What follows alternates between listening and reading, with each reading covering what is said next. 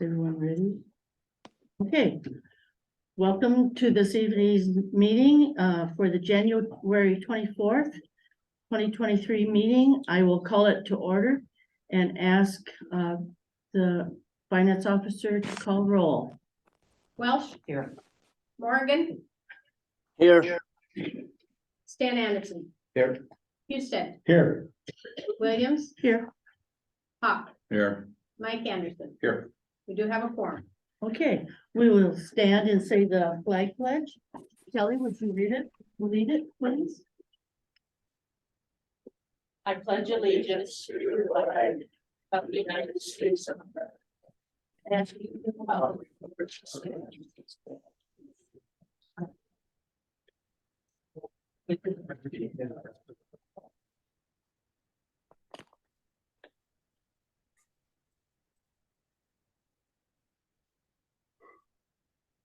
Okay, for order of business for emergencies, do we have any, Carolyn? We do not. Okay, and do we have attendance on Zoom? We have Councilman Morgan on Zoom. Okay.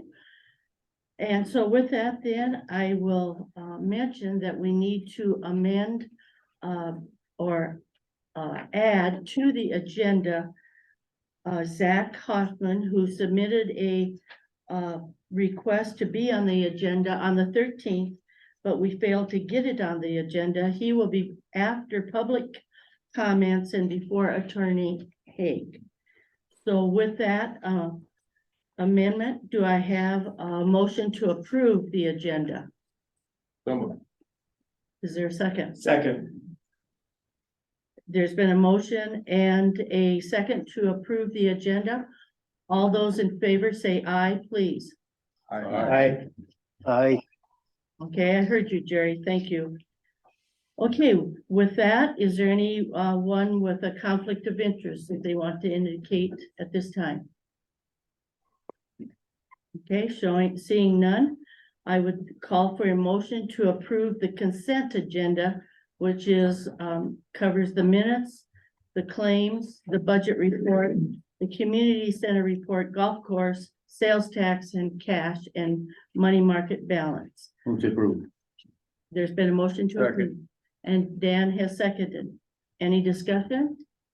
All those in favor say aye, please. Aye. Aye. Aye. Okay, I heard you, Jerry. Thank you. Okay, with that, we'll move right along, and we have a visitor on our agenda from KLJ Engineering to give us project updates. So Tim Hartman, we welcome you to the meeting. Yes, Tim Hartman with KLJ. Thank you, Mayor and Council, for having us over. Just to walk through an update on some of the projects that we've got going on over here. And I did pass out a handout for you as well. Just to kind of start at the top there, Echo Valley subdivision. That was, of course, awarded for construction back in December. Still just kind of working through the preliminary parts of that.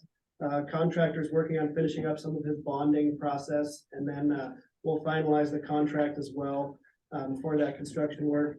We have started to receive some construction submittals with that project, and we'll be working through those. And then, of course, kind of subject to weather and those different variables, but most recent update from the contractor there, he's anticipating middle to end of May to actually have boots on the ground, equipment moved in.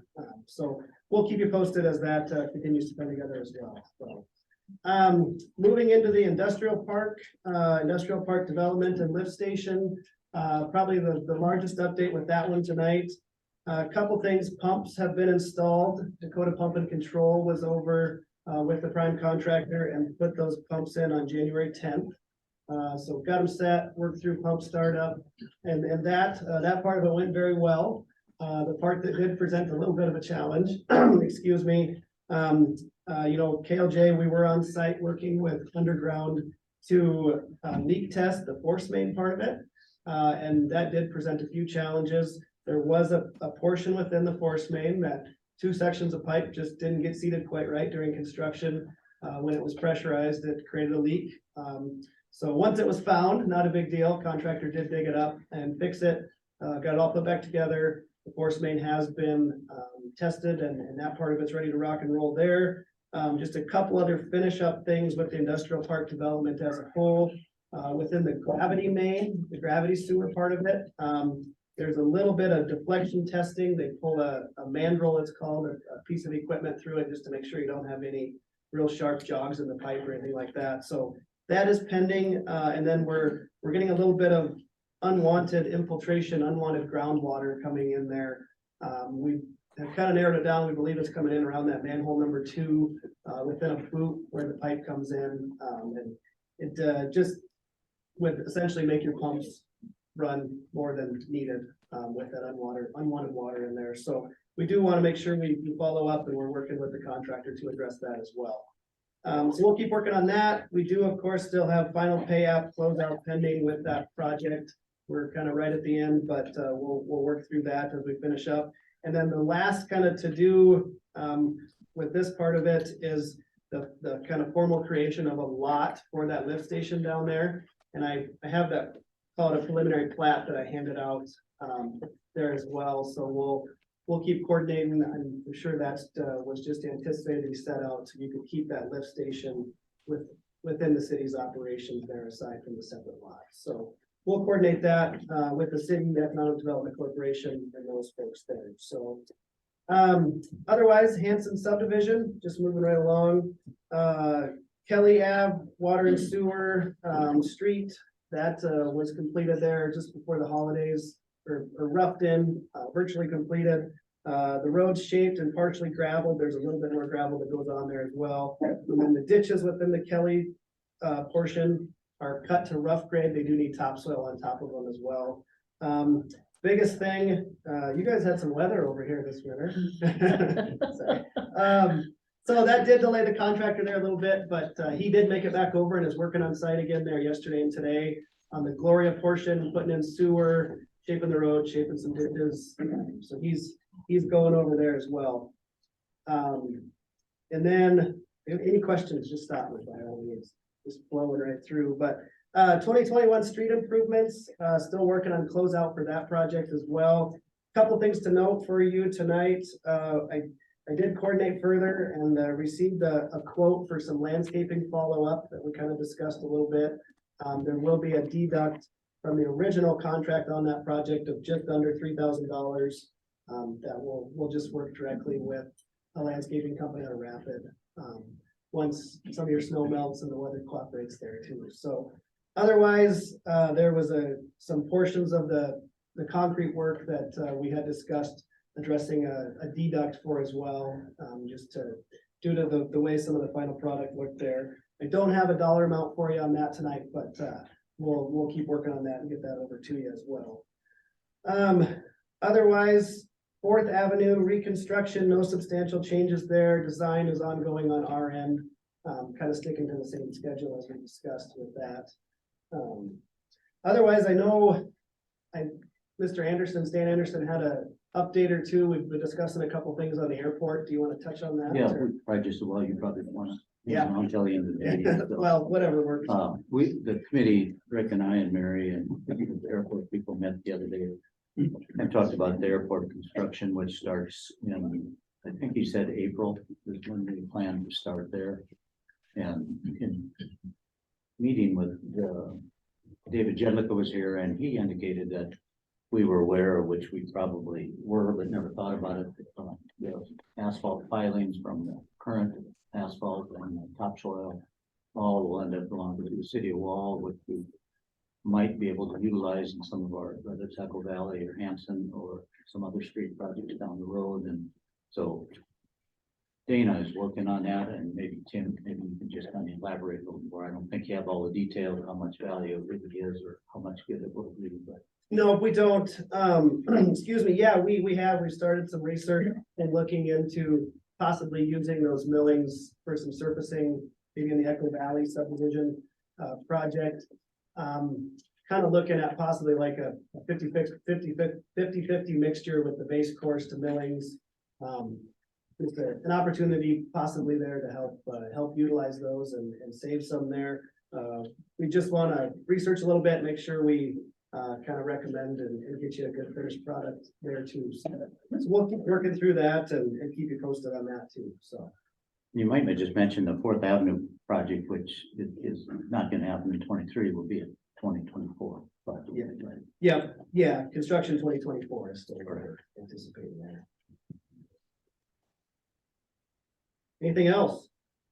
No, but it certainly gives everybody a clear picture of all the infrastructure and road development, street development that this city has, city council has embarked on to, end product, bring housing down. So thank you very much for being here, Tim.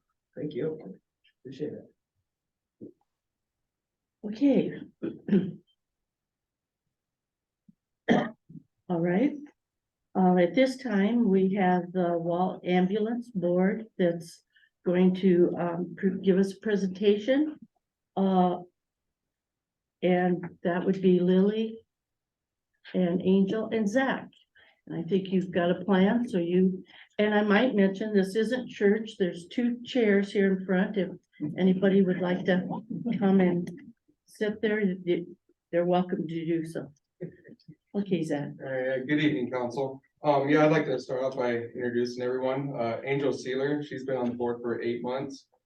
Dan Hawk, joined the board here 4 months ago to make sure that the board had a quorum, to go on with business. And yeah, we just want to thank you again, Dan, for jumping on board on this board. And, so we're able to have that. And Lilia Stone and myself have been on the board for 2.5 months. And Lily is finishing the previous director terms that ends in this March. And we had 1 board member resign this last meeting. So their position is also going to be up. And people would are able to pick up petitions from the city office if they would like to run for our board members. And we encourage the public, the rural public, or anybody here in town. And if you have any EMT services, that's a huge plus to be on the board, so you can have a little insight and help out with those aspects of things. And yeah, our annual meeting is going to be March 14th at 7 p.m. And there'll be 3 positions open altogether. Lily indicated that she will be running for a 3-year term. And then the person that resigned term is up, and then Dan's term is also up. So Zach, I'm sorry, you said March what? 14th at 7 p.m. Yep. And I'll let Lily take it from there. Okay, just like Zach mentioned, we had a turnover on the board, you guys noticed. We all pretty brand new and we're trying to learn as we go.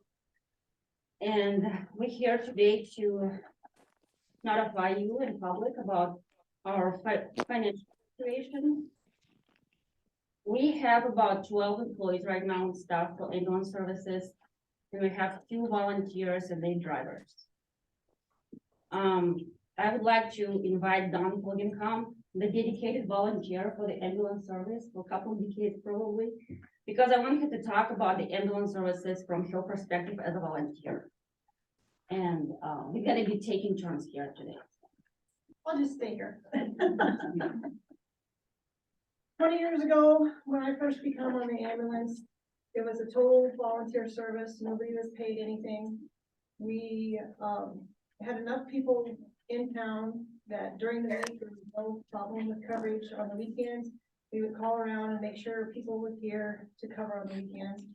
Back then, to become a volunteer, the ambulance service at the time had put on a class, and it was, you'd show up 1 to 2 days a week for roughly 6 months to get your EMT license to become an EMT. And that format worked. We were able to put money away, quite a bit of money. We were able to, the 2 big rigs that we had purchased maybe 10 years ago, I don't remember how long ago, time flies, but we were able to purchase the bulk of those 2 ambulances, and the city did pick up a little bit that we weren't able to afford. Since then, the government has made changes to education requirements. And it will be, in my mind, very hard to find more volunteers as time goes on. Because it's essentially a college course that you take. There, once in a while, you'll be able to find an online class, or Hopewell in the Hills, they'll put on a class. And to put up that much time and money to take a class, to be a volunteer, is a lot to ask of anybody. Going forward, and it has been basically a paid service for many years, and going forward, that's about the only way that it can continue, is to continue with the paid people that come down from Rapid to help us out. So that's kind of where we were then. And in Lily, were you gonna talk about the tax district? Okay, well, I won't touch on that. But that's kind of the scope over the years of where it was and where we are now.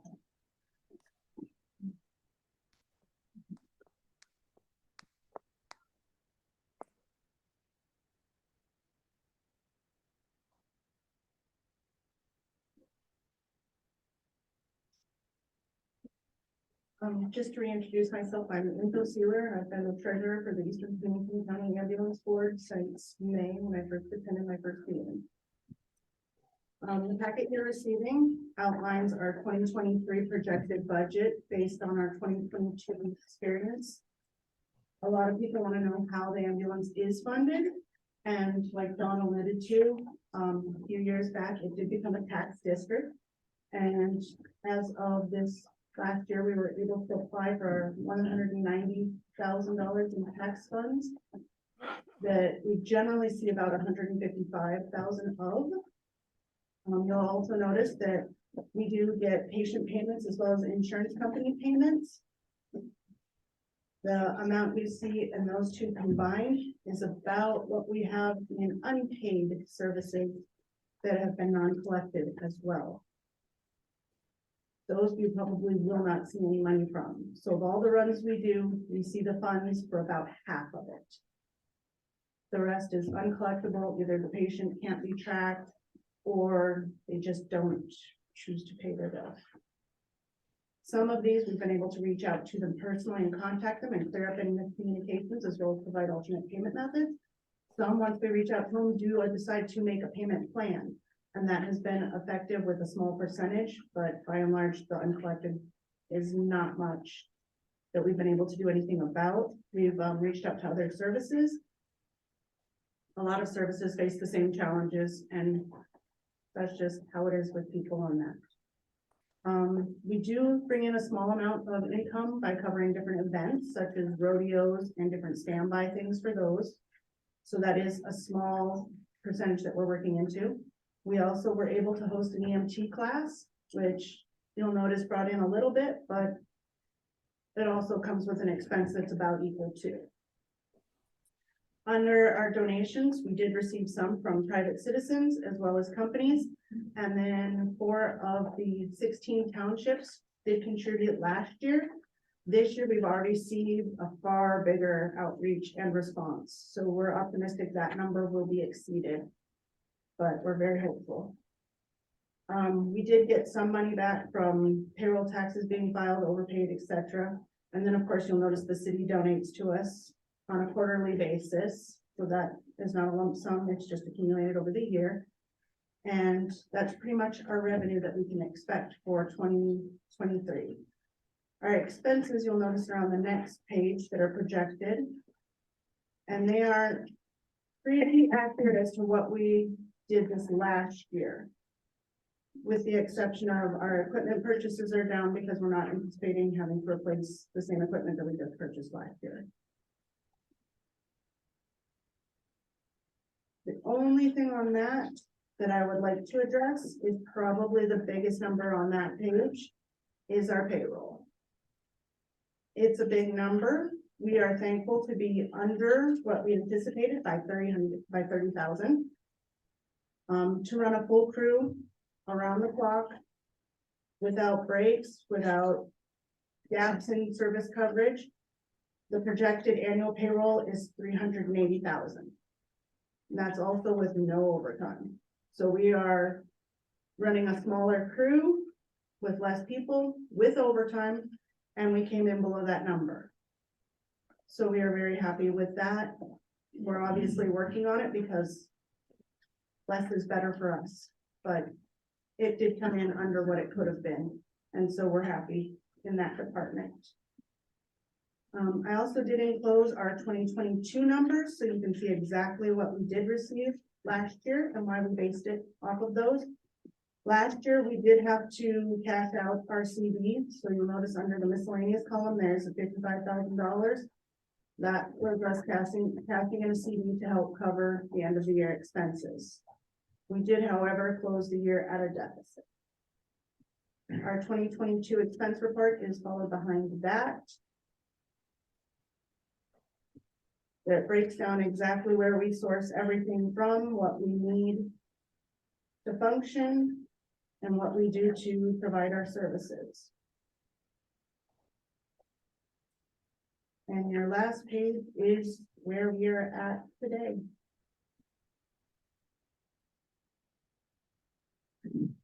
So Angel, may I ask a question? Because not everybody has a copy in their hand of what we're talking about.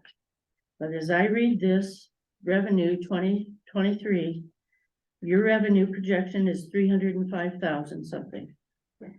And your 2023 expense budget is projected to be $427,275. So for those that don't have a copy in their hand, that indicates that that's about $21,460 short. say that $121,460. short of making a projected, Yes, ma'am. We're having our projected revenue cover our projected expenses.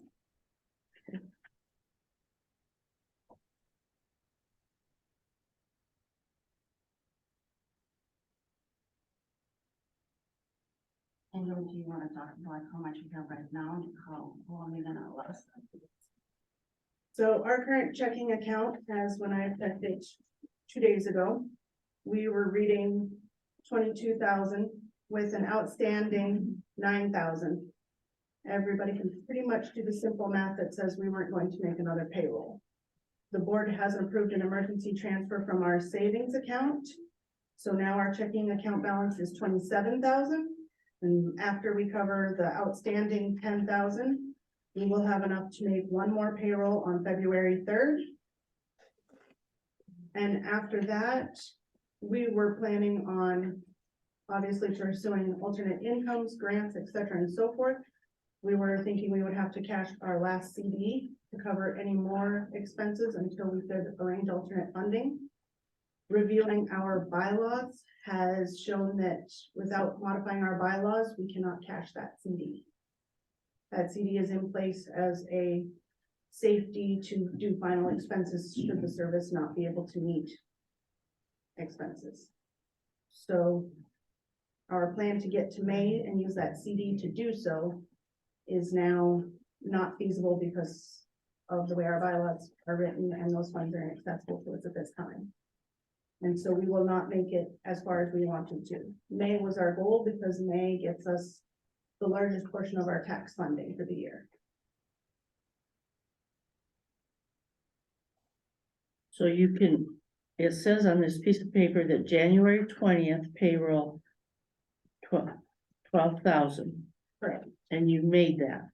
We've made that one, and if February 3rd payroll matches it, we have enough to cover it.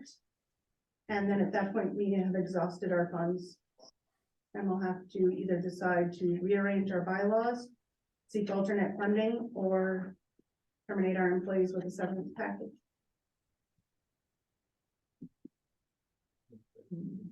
That's about a month. Yes, ma'am.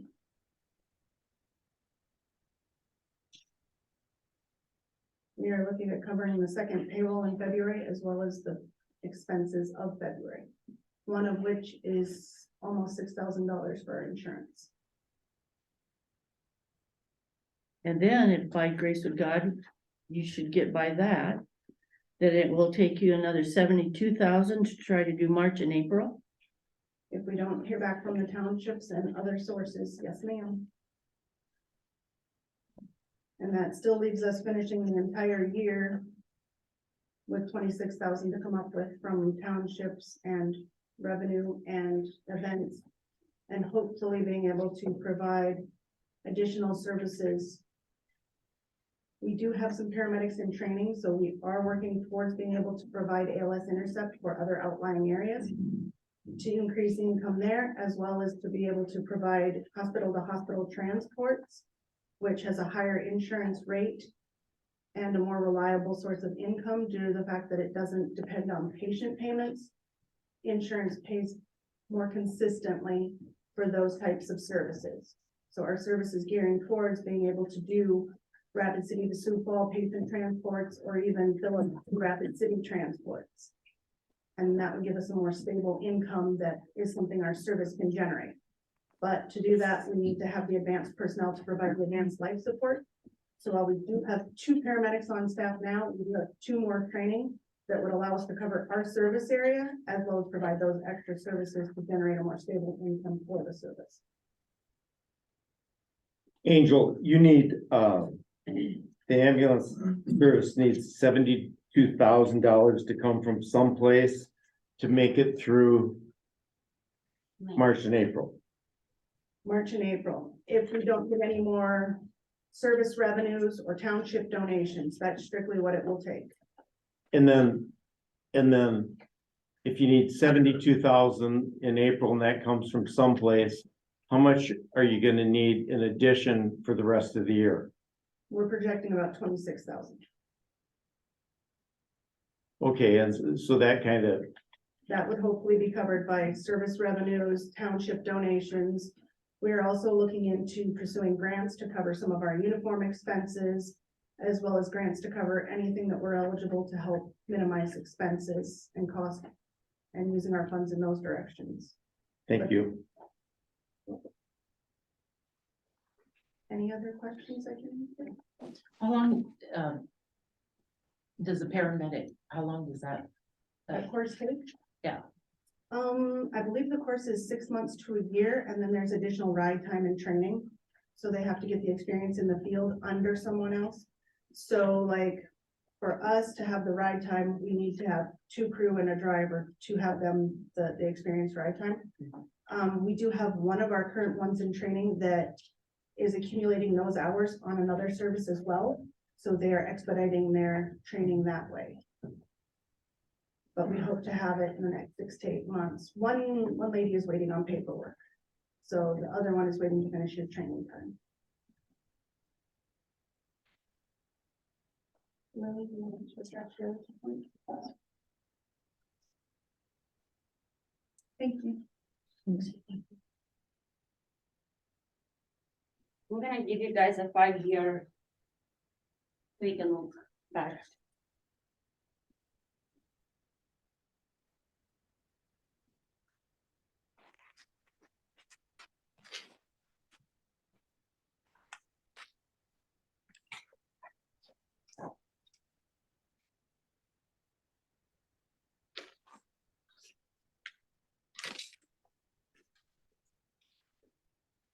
So just like I mentioned before, we are pretty brand new board, so we cannot talk about the history. But the numbers can talk about the history, I guess. So I just want the council to look at the payroll expenses over 5 years. And you maybe notice the numbers here for 18, 19, 20, 21, and 22. And if you notice the big difference between 18 and 19, so what happened there, it seems like that before 2019, they haven't been paying overtime. And in 2019, they started paying overtime, and that's when payroll started going up. And then we had increase in wages, I wanna say by 25% almost, seems like it, in 2021. So it did really reflect on our payroll this year a lot. Overtime plus wages went up last year, so the payroll really went up for us this year. I should say last year, 2022. So this is one thing I would like to mention about the overtime and wage increase. Another thing, just like we said, it's a tax district and everybody aware they pay these taxes and they probably just wondering what's going on. I pay taxes, I probably should have an ambulance. And you're right, you probably should have an ambulance and pay taxes. But if you see, over the 5 years, our tax assessment been exactly the same. It was a difference in 2021, I'm not sure what was this about. But these numbers tell me that this district is not growing. And that's mean, if we wanna rely on our tax district money, we probably wanna see our tax district growing. So, if it's not gonna grow, we're not gonna get any additional funding. Our expenses gonna still double and triple from 5 years ago, so pretty sure. And that's why we can't really rely on the only district. We have to look for another source of the revenue. And the revenue that we can rely on every year, I should say, not hope we're gonna get this grant or we're gonna get this donation. So it's just hopes, but we need to have a stable source of income. And I have another chart for you.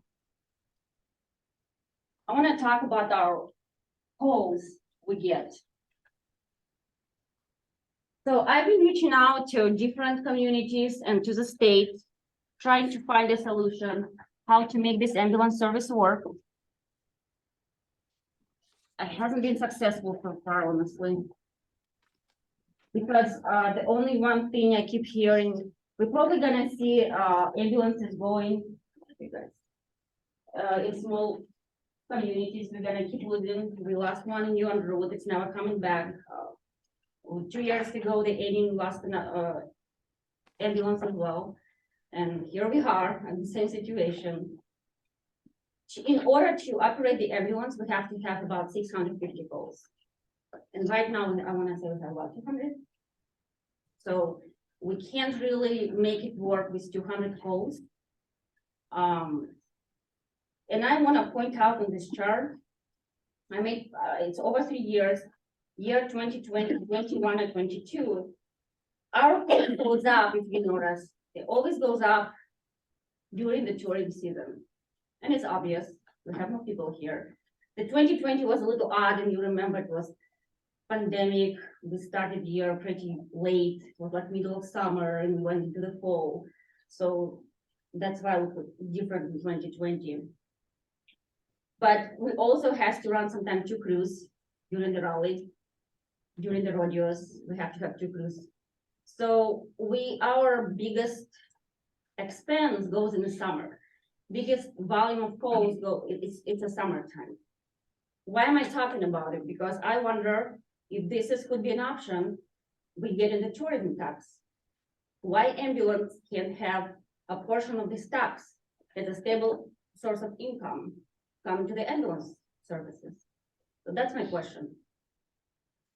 I guess it's an idea.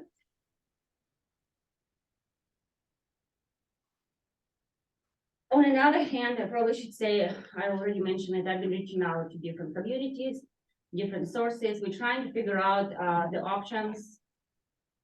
We can have, what we could do. There is many ideas floating around. It's not a one-day solution. And if you can see, numbers tell you everything. The whole situation with the ambulance didn't happen overnight. It's been coming for at least 5 years. We have to deal with what we have right now. We can't go back and try to figure out what happened, why it happened, and how we could fix it. This is what we have right now. And if you see in the paper Central provided you, we need money, and we need money. This is the only source we can get it right now from you guys. That's why we're here today to ask for this money, so we can make it through the May. And I can't promise we have the whole plan for the whole year. It's very hard for us being brand new on the board to come up with a plan.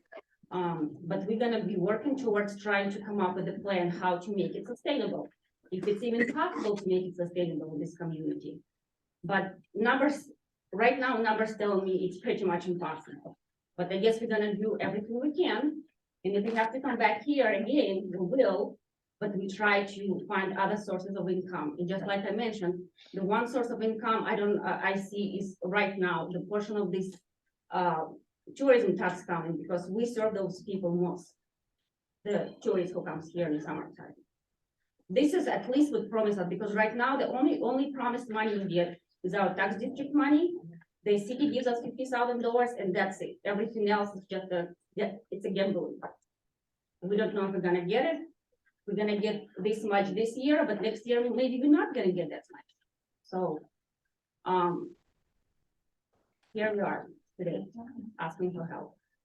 So I have a question. So on this sheet, where you show the special assessment back for basically 150 up to 155,000. Correct? Yep. And does that include what the city gives? No, this is only tax district money. City gives additional 50,000 on top of it. So he's trying to figure out where does our 50,000 Where show? does our 50 show up in I there? don't know, until you explain more.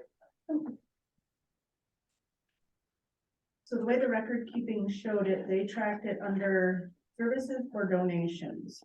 But you will see that in the January, December of 2022, it was, the last payment was tracked under contributions and donations. Where in previous years, our accountant put that into, different things from transferred in in 2018, it was under transfer in, as well as the first one in 2019. And then subsequent ones, I believe it was added to the sales of product revenue. It's all over the place. There's nothing in here. Oh, I see what you You mean. Kim? So if you don't get money, I guess we don't get money right now. We just Yep. have to close the ambulance service after, I would say, February 3rd payroll.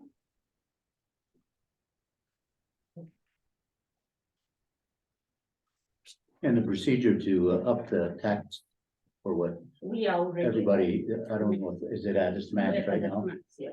But we can't. And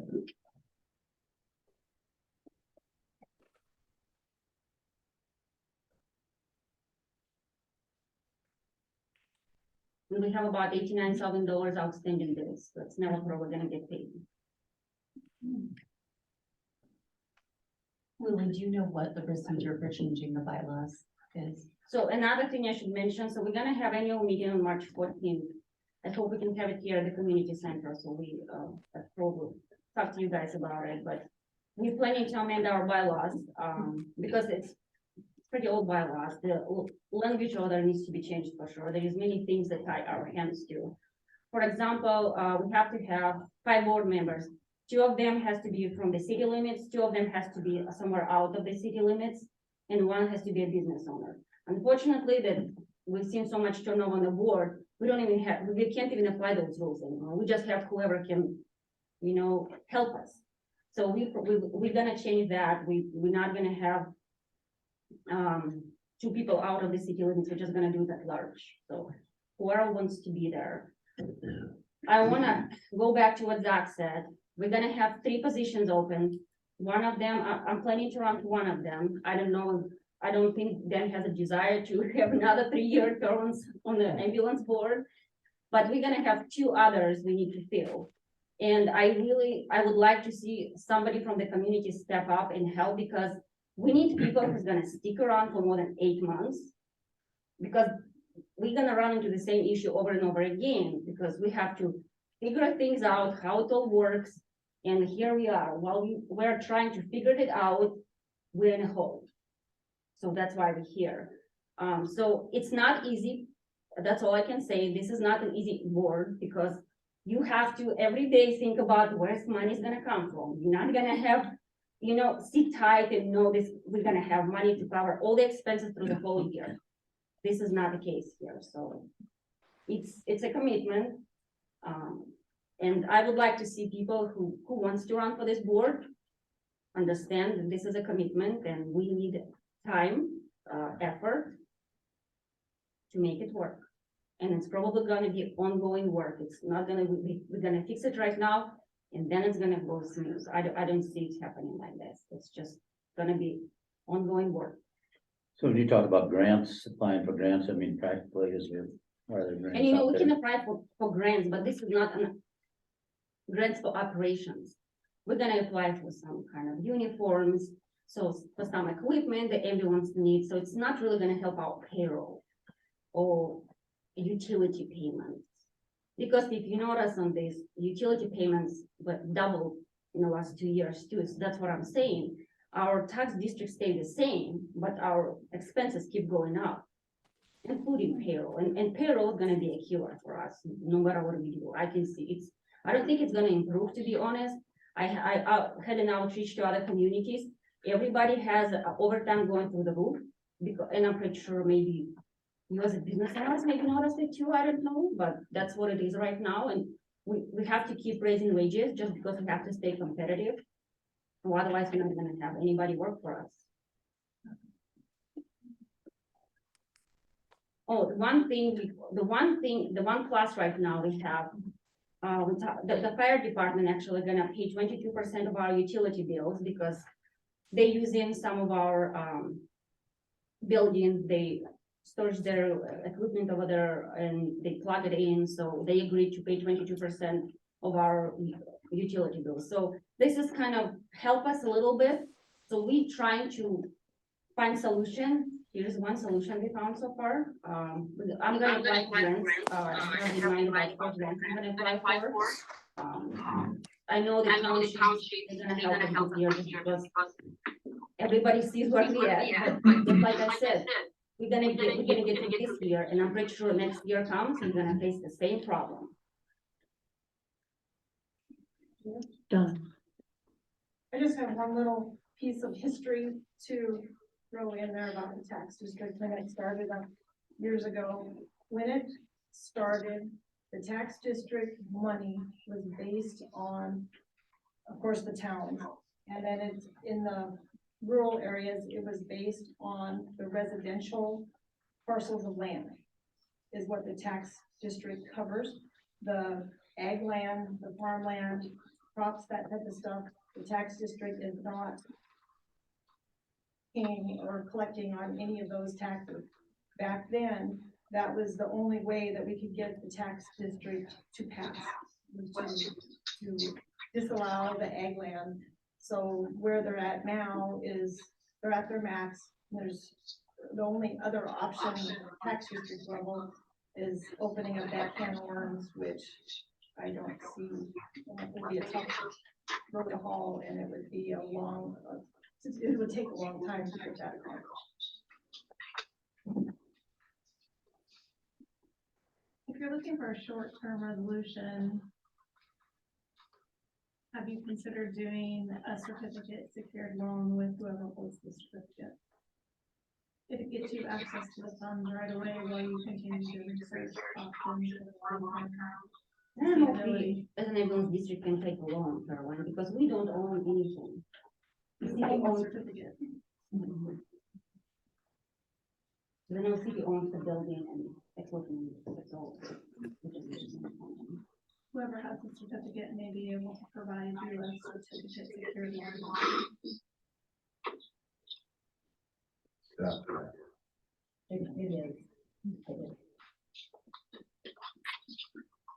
Isn't there a whole bunch of government money sitting in here that they're trying to figure out how to connect it to the towns and the county? Isn't there some way that Wall could have qualified for that? So, Or there, and one thing I'm going to the conference, I'm still gonna go to the conference for the EMS services, but there is gonna be money out there. But this, just like I mentioned before, you can't really get the money for operations. It's gonna be, they're gonna provide, they have a funding to provide for us to do a plan. So they're gonna have somebody come in, analyze the situation and come up with a plan. They're gonna give us money to pay them to do this plan. But the plan is, I know the plan is, it's not gonna work. That's what it is. But at the end of the day, we all know it's not gonna work in a rural community. You have 200 poles. And in order to make it work we have to have 600 people. It's just not gonna happen. There is some other options on and on, I don't know if it's gonna be at that, but maybe have a county-wide ambulance, it's just. But it's a long-term solution, and lots of people need to do it. But a county line wouldn't work because we're way on this end of the county and. It would have an outpost. Kim. It's an idea, Yeah. so it's just, yeah. Come here. It's just an idea, so.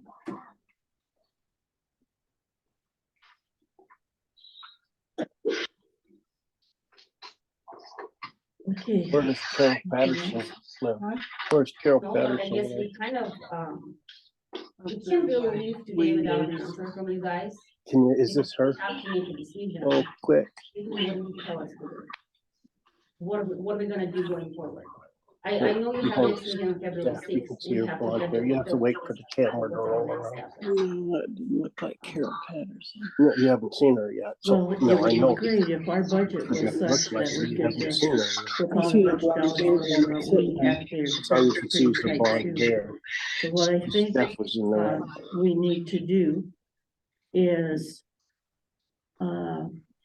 take this into consideration. The council is gonna need to talk about it and try to figure out how to assist. But I don't, or do you council members have an immediate answer for it? I would have one question, I have no idea what I'm asking. Is there such a thing and possibly not? Rapid City or another ambulance service to join forces with us, or is that just out of the? You know, Rapid City is not interested in using this ambulance because they really short staff too over there. It's just staff shortage Nope. everywhere. They're not But, making it. I mean, do they cover some of the shifts here? No. Sometimes, no. No, we have, that's why we end up with overtime is because I have some license. It's very hard to say they wanna join it or not, we're gonna lose the ambulance, they have to cover this area. And just imagine it's gonna be 45 minutes wait for whoever, have a problem, they have to wait for the ambulance. And Philip, are they their own district too? And I think Philip, how many members Philip has? Phillips sounds like member. Yeah, they will struggle too. So it's not just us. Lily, how many calls does the ambulance service provide? And you know, I can give There, you these. Behind Steph, you can see that blonde head. It's about, it When she goes moves, the average on a very slow month. Like if you take the summer out, about 10 calls a month. In the summertime, it goes to the double the people. That's where our volume goes up.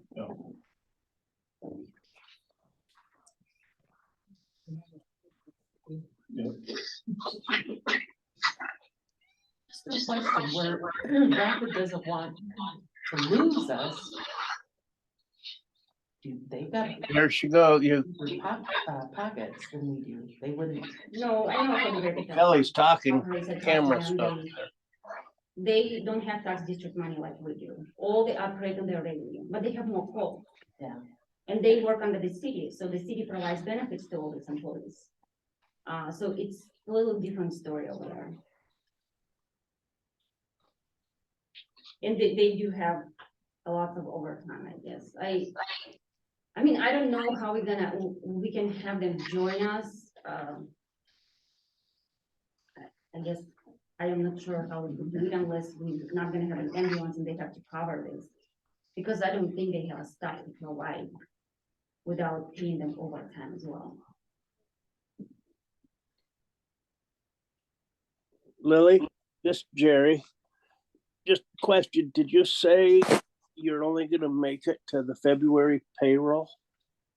Yeah, that's why we transferred money from the second account, so we can cover our payroll on February 3rd. But then we have to decide what we're gonna do because we just don't have money to operate. Or we're gonna, because we can't keep operating if we can't pay those people. I mean, it's simple. I don't believe our next council meeting is February 5th, 6th. 6th. I just have a quick question. It looks like the city gave 50,000 last year. Do they give it in a quarterly basis, a monthly basis?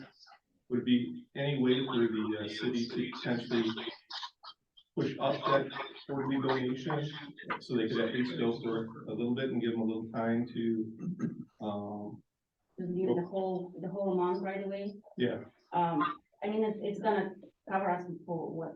It's not gonna even cover us for 2 months because we need $72,000. Unless we get, I don't know, but, we need $72,000. I can't think if we're gonna get money or not. I'm just gonna say that's what we need. We get 50 still, $7,000. But another thing we're running into, 3 months later, we're gonna be sending here again. That's a problem. I mean, I don't wanna run into this problem, and that's why we're gonna be transparent right now with the council and with the public. This is where we at. We don't have a long-term solution right now. We're trying to work on it. We don't wanna depend on the city to cover all our expenses all the time on the long run. But I guess this year, we have to figure something out. Can't we do have something? One of the possible more long-term solutions, have you looked at private commercial ambulance providers such as AMR or any other ones nationally? I don't know what their terms and conditions would be for a community this size, but they used to provide for Rapid City a number of years ago before Rapid City decided to go ahead and put it under their fire department. So, but they may have it's a very large national company that might have a program or some arrangements that they made for communities alongside of that. And what is that AMR? AMR is one of the American Medical Responsible, it stands for, is a national, and there are others, nationally, a very large private commercial operation. So they provide funding or what? No, they actually are the ambulance service. Oh, well, I can see them operating somewhere they can make profit. Well, there's that, yeah, I believe, because they are private. But it may be worth a discussion, just because they could be, they could have access to every company.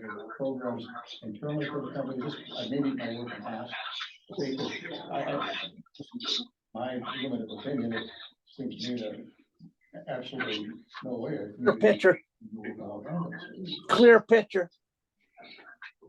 And just like I said, we've seen it going away into Well, other. you gotta hurry here. As soon as it's gone, it's never coming back, so. That's why. Well, this guy's talking. I'm gonna be honest, I wish we could have addressed it early, but we couldn't even figure out what we deal with. And I don't think we fully understand yet, but we kind of at least have a little picture how we kind of got here, honestly, and what we need to do going forward. Oh, come on. But there is still a lot to learn. And just like we said, we need somebody with an EMT background, a medical background on this board. You know, I think what they're asking for is a stopgap measure, so they can get used to the ambulance new on the board. Is she And against truck we all stop? know that Wall cannot go without an ambulance service. And you also have to realize that, the ambulance service that's here now covers a huge area. We go 50 miles north of here on gravel roads. And, we don't want somebody having a heart attack in Wall and not being able to have an ambulance come to the rescue. I totally agree with what you said. The council is not ready to make any commitment right now without further discussion. And that's gonna take the part of the finance committee and the essential services to have a conversation, and we've got some other big decisions to make, probably yet tonight. And so would I have the consensus of the group right now that we need to talk about this and get back to you When you gonna get back to us? as soon as possible. So, Before February still. before February third, That's the date. that's your deadline. But we dasn't dare commit dollars till we figure out, we gotta get through tonight. We gotta get through tonight. Any other questions? So because we're taxed, there's no fundraising allowed, right? No, we still can do You can do fundraising. Oh, yeah. Fundraising events. We had a charity feed that this last fall, Is that okay? alternate EMS. Here a little bit later. Somebody told me Is that. that okay with you guys to talk a little later?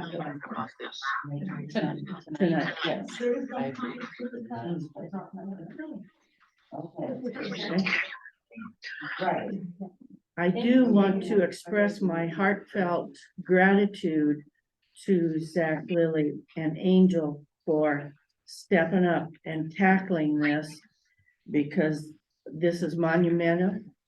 And for you three people to stick with it, to try to carry this through and see this through. This whole community owes you deeply. So thank you. It may take a combination of some stopgap funding, some fundraising, some private donations. I mean, at this point, the ambulance service probably needs to be ambidextrous. If you're gonna live hand in mouth, you better use both hands. And take the money wherever it can come from. I think they have that in their mind, right? You'll take any money anywhere. Anyone that wants to drop a $10,000.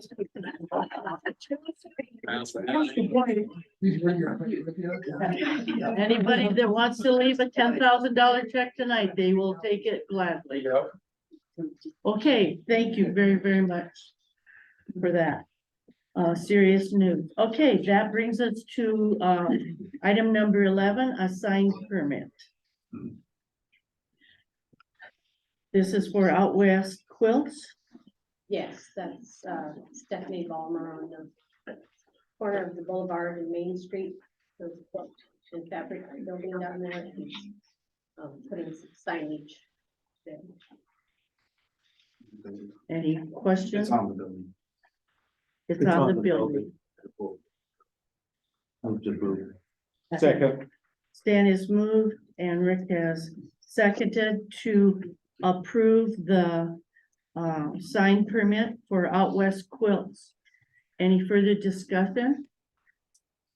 All those in favor say aye. Aye. Okay, heard you, Jerry. Okay, motion carries for the sign permit. Okay, that now brings us to public comments. This is a time for members to discuss concerns. There is a 3-minute limit. And Dan has agreed to help me with the 3-minute timer.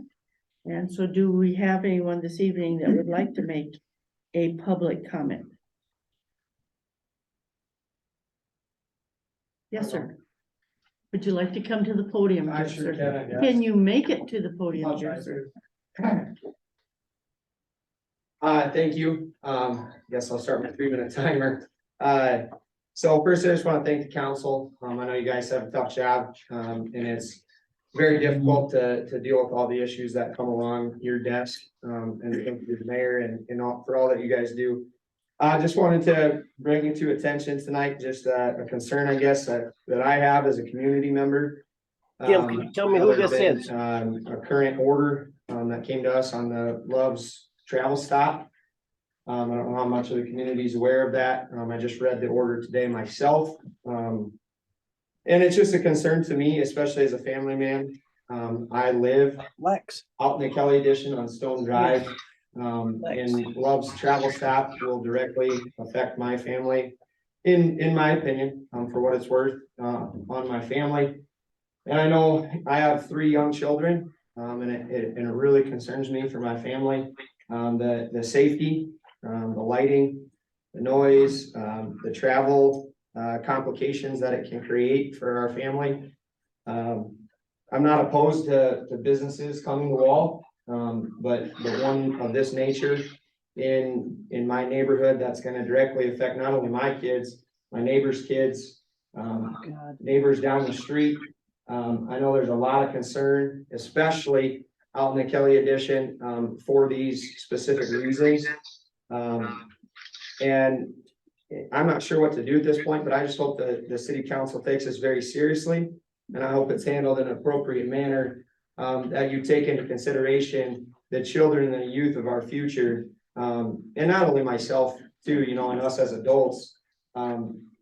I think the bigger issue is for children, and those things, but I hope it's handled in a good manner. And I also hope there's some forward thinking to protect our community and its members. If something like this were to come about in town, I sure hope that we're thinking about bike paths and other routes for kids to get to school districts. And that those plans take place. So that our parents can know that their children are gonna be safe. And again, I just want to reiterate, not opposed to businesses coming to Wall, but I feel like this one, the negative, in my opinion, and I think maybe the opinion of others at the Kelly Edition, I can't speak for everybody, but a lot of us on Stone Drive are under the same opinion, and we feel that the negatives of the Love's Travel Stop far outweigh the positives. Children and their livelihoods. I hope you seriously consider the things that I'm talking about. And I just don't know that there's a lot of positive, to be involved in our great community of Wall. I think we're doing a fantastic job. Maybe there's a different location. I'm not sure. Well, it has lots of details that go into that. So thank you. All right, thank you, Lex. Does anyone else like to make a comment? Lee Roussac, live up north of town. We moved here 5 years ago. The city of Wall had a population of 879 people. 5 years later, Wall's got a population of 640 people, roughly. That should strike everybody in this room as a serious problem. Listen to the gal over here talk about the ambulance service. We're losing people left and right. Why are we losing people? We don't have year-round employment here. We are a tourist-based economy, which I know has built the town of Wall. I totally understand that, but it's not carrying the town of Wall. We need year-round jobs to come to this town to hold people here, and I respect the youth side of it, but we've got to have something to keep the youth here, because they're not gonna stay if they can't have a job when they get out of high school. We've got to keep people in our town, and we do that through allowing businesses to our town. We're talking about a tax crunch. We can't help the ambulance service with funding because we are $1.5 million at a deficit in our budget for 23. You guys approve that. That's not sustainable. If we continue to lose taxpayers in our town, we can't sustain year after year of a negative budget. You guys have to figure out how to grow this town and quit shrinking it. And it's year-round business that does that. I'm not saying I'm pro-Loves, but that is tax revenue staring us in the face that we're turning down. You guys need to make a decision that is beneficial to the entire town of Wall. And you are also sending a message to other businesses that try to come to this town. If you turn them down, you guys do what you please. You're gonna, but you've got to take the town into consideration. If we continue to lose population at that rate 20 years from now, you guys are inconsequential. We don't exist. We're going to be another dried up town that doesn't have anything. Lee, what were the span when you said the population was 880 and now it's 640? 2017, there was a population of 869. If you look at the 22 statistics, it was 640. 17 to 2020. To the end of 20. yeah, and I think those numbers can be disputed. They may, but here's another thing. Let's say that it's half of that. We're in a housing crisis, right? We don't have houses. Where did all those houses go? We've had 200 people mass exodus town and we still have a housing shortage? Where are the homes?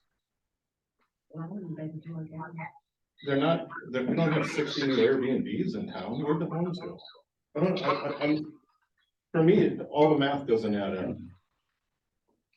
Anyways, 3 minutes is up. Thank you. Thank you. I do want to comment on that. Yes. Our comprehensive plan, I'm sorry, I don't remember the ladies that did that. We had a meeting in the Great Hall and we talked about the population. Okay. And she said there was a big discrepancy in that, not with just Wall, but in the hills too. Something happened and the numbers are not correct. And she said that, I didn't. Okay, and I'm just going off the data. that I have. Yeah, I know, I'm just telling you, that's what we were My told. question to you is, Wall is not wrong. Also, there are people that have 20 kids, 10 kids, there's Correct. 2 and 3, that That makes is difference very too. true, Yes. very true, but how many kids do we actually maintain in this town of Wall? What is the rate that those kids leave our community after they go to Well, school? let's see, Lex, me. You're not a kid anymore.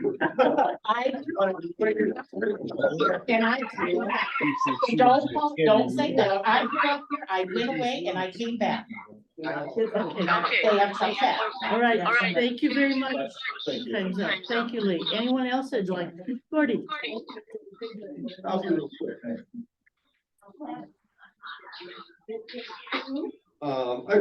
I'm Gordy. I just wanted to share some tax revenues from 2017 on, just to kind of speak a little bit of what we're going on. The sales tax revenue in 2017 was just a little over 1.2 million. 2018 was just shy of just a little over 1.1 million. I'll try. 2019 and 2020 were right around 1.2 million. Last year in 2021 was just shy of 1.6 million. We did have a $400,000 increase from the 2020, 2021 to that year.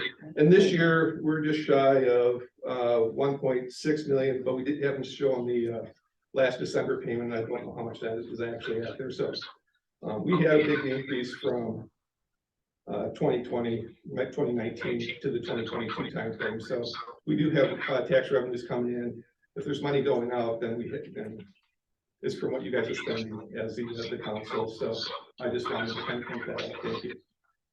Gordy, what was it 2 years ago? What was it 2 years ago? 1.2 million. And what is it this year?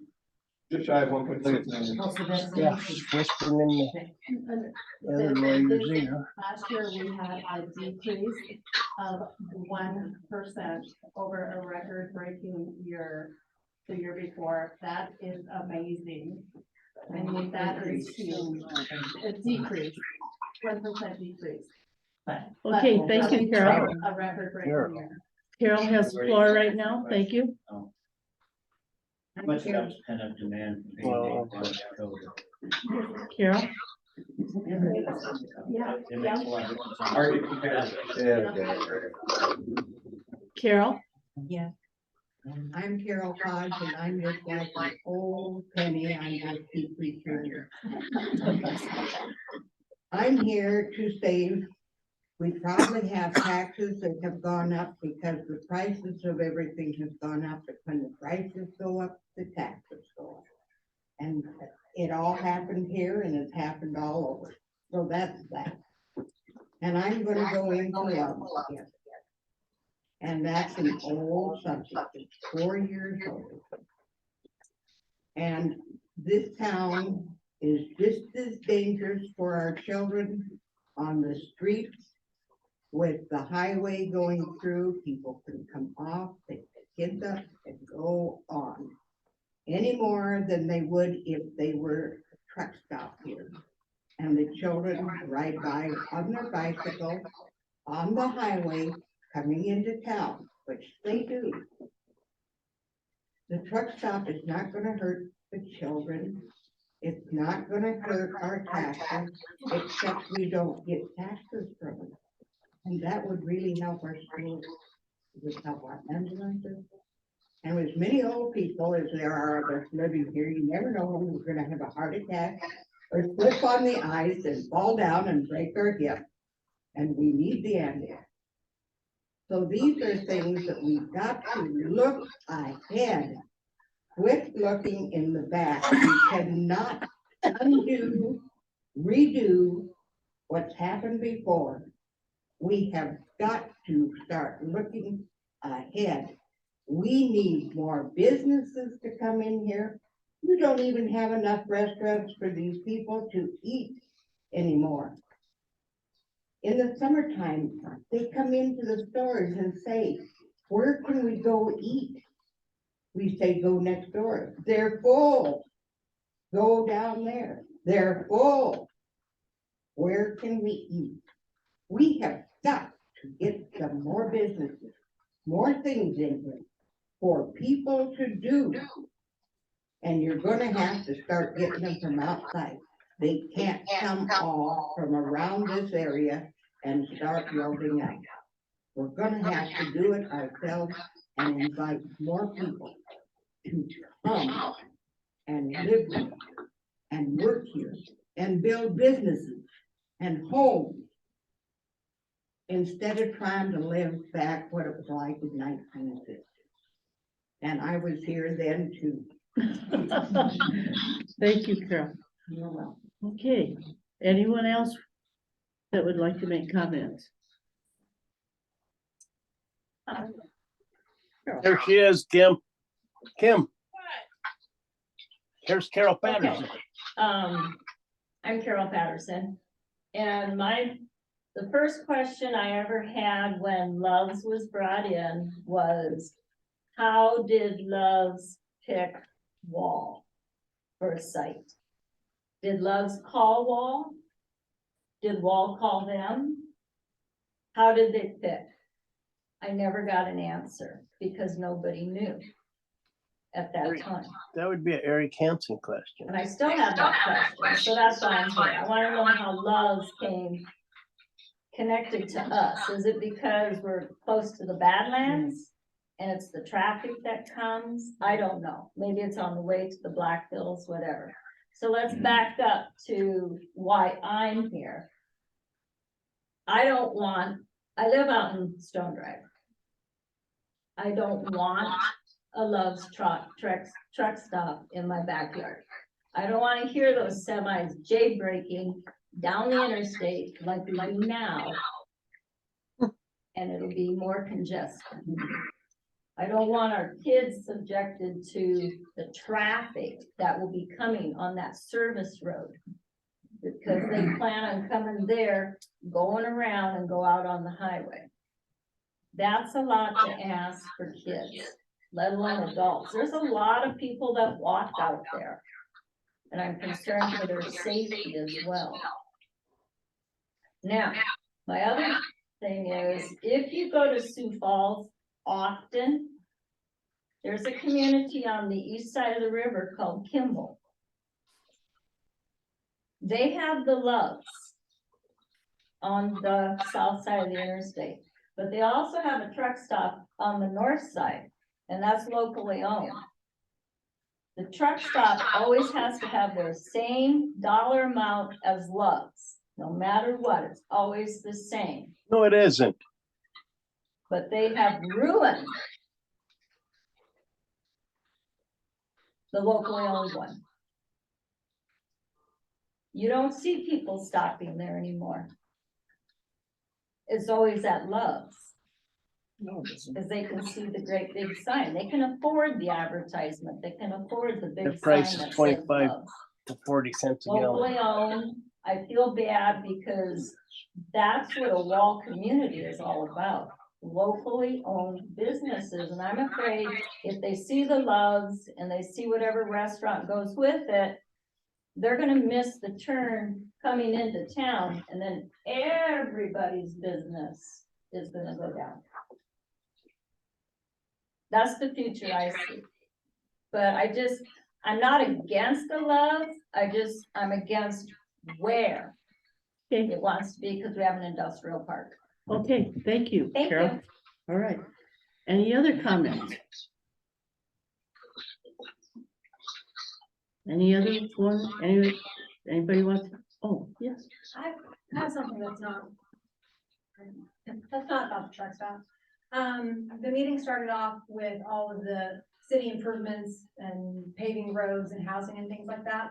I was just wondering if improving or maintaining drainage ditches were part of that plan? Because we know that the drainage ditches in town, you know, they flood, they don't drain properly. Is that part of the Yeah, who's plan on this? these city improvements that Sarah was talking about? no, but we do have a street plan and so That lady. I guess what, you just wanna know if there's drainage and We do have issues, yeah. Yeah, drainage improvements for the drainage ditches we have at the house. I mean, Laura, I just Laura. say in just years I've been on the council, and I'll let you address the technical side, Garrett, but the slope through the city is so gradual, it's just like a really complicated problem, and we do work on it all the time, but there's not a quick fix. Garrett? Yeah, You you're have a right. comment? It is a fairly gradual slope from the south side of town to the north side of town. They've looked at it, I don't know how many times over the years to improve it, and I guess I don't know the answer. I mean, most of our issues are when we have big storms. I don't know. That the biggest issue with the drainage is, in my eyes. But, I mean, no, it definitely could be improved. Well, Goldhammer always said, we live in a hole on top of a hill. Yeah. He said that? yeah, Oh, I was just curious, thank you. okay, I think we have worked on it. I mean, I don't know how many times it's come, but it is so expensive to try to do something that, to talk about it and make some plans and then. Well, and a lot with the streets and the curb and gutter that's being put in and stuff, it does contribute to moving that water better and faster. It's just takes time. okay. Chris, please. You know, I keep, Chris Clark, private citizen here, for no other good reason, but. I keep telling myself, I really need to keep my mouth shut at these. Look, I'm not a fan of truck stops, I don't like them. I really don't. But they do provide a public service that on occasion I will use when I'm traveling. It's easy interstate access on and off. Pop in and out, go to the bathroom, and get going again. Most of these towns that I stop in on those occasions, I'm not planning on stopping and spending money in that town anyway. So it's just one of those travel services, but it's a needed service for a lot of other travelers. The other thing I'm not a big fan of is wasteful public spending. I don't understand wasting public money on things that don't make sense. So I have questions how much we've already spent fighting a business coming in here. Does anybody know that answer? Yes, we do. Can you tell the public what we've spent to fight this? As of today, it's $120,838.71. And that's accumulated since 2020. So the ambulance board is asking for $72,000 and we've already spent more than that, almost double that. On lawsuits for a business that wants to come here. I don't understand that. How much is the city council prepared to spend to keep this business out? Have you guys set a number? We're willing to spend up to 150, 175, 200,000. What's the number? Where's the quit number? As far as I know, we have not said that. I've not heard it. Mary, does that include the 25,000 of insurance money? Yeah. it Okay. does. So we don't know what the quit number is. So how much does it cost if the city loses this? And this is maybe one of those forward thinking things. How much does it cost the city if Love's County sues? Can they countersue for lost revenue? Can they countersue for attorney's fees? Can they countersue for other issues? And can they hold any city council members liable if the court determines there was conflict of interest, if there was bias, if there was some other issue? And is the city obligated to pay those costs because you're serving in a public capacity? You can. I don't know the answer to that question, but have you guys discussed that question with legal? Okay, that is the timer, and what would be the answer? Have we discussed, I mean, I'm new to this, has that been a discussion item? Kent, you might have said something. I'm Kent Hay, one of the attorneys. Well, don't know. The answer to your questions are, in the most recent order from the court. The original order did, or the interim order did, allow and direct the plaintiff to provide reason why it could be availed per diem lost profits. Well, that's not a legally defensible request, and that was borne out by what Love submitted as a 2-page Excel spreadsheet with no substantiation. We responded in a few days with an expert opinion that what they submitted to try to substantiate the damage was absolutely unintelligible and not able to be evaluated reasonably. We got it totally blown out of the water on this latest order. So that was done. And that was by far the biggest specter. Again, I don't think we have unable to survive appeal, but we don't hear about it stuff. Okay, thank you. Can I finish up since I asked a couple of questions? Actually, you had Max. I'm sorry. You had Max right before Okay. he stepped up, but thank you, Chris, for coming. And by the Okay. way, I certainly understand people living in that area. I would want a truck stop in my backyard either, but city does need to consider revenue, especially in that position. we're in. Time's up. And I would just add a point of clarification, so our amount with insurance before would be actually, what would our number be?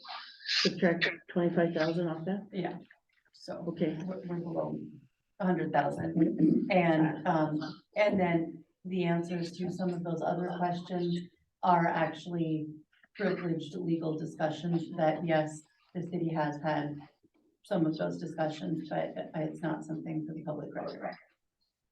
okay, so anyone else that would like to comment? Okay, Bobby? I just actually have a question. So you said that you had an insurance policy that kicked in 25,000. Is that all the city's insurance kicks in on litigation, or is no? That's all the city's insurance will cover on any litigation is $25,000?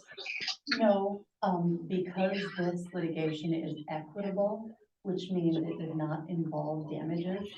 If it did involve damages, so in Mr. Clark's example, if there was a suit against the city, it's a much, much, much higher ceiling. But where this is an equitable lawsuit, meaning they're asking for a court to require the city to do something rather than damages, it's that much lower ceiling. And then the other comment I wanted to make is, you know, I can foresee Love's taking, I know we're talking sales tax revenue and it's gonna bring all the sales tax revenue. But in my opinion, and this is just my opinion, I think it's gonna redistribute a lot of the sales tax revenue that's already being generated in Wall. And instead of people coming north, like Carol said, north of the interstate, they're gonna pull in, go there, make their stop and head right out of town. So instead of it being distributed, the pie is only so big. And instead of growing that pie, I do think that pie is gonna get redistributed to an out-of-state company that probably isn't going to give much back to our local community like our local businesses do. Okay, thank you. Okay, is there anyone else? I do have a question. Gina? The industrial park, how much money has been put into the industrial park? I don't have that figure in front of me right now. I guess. I will not guess without Okay. getting that number in front of me.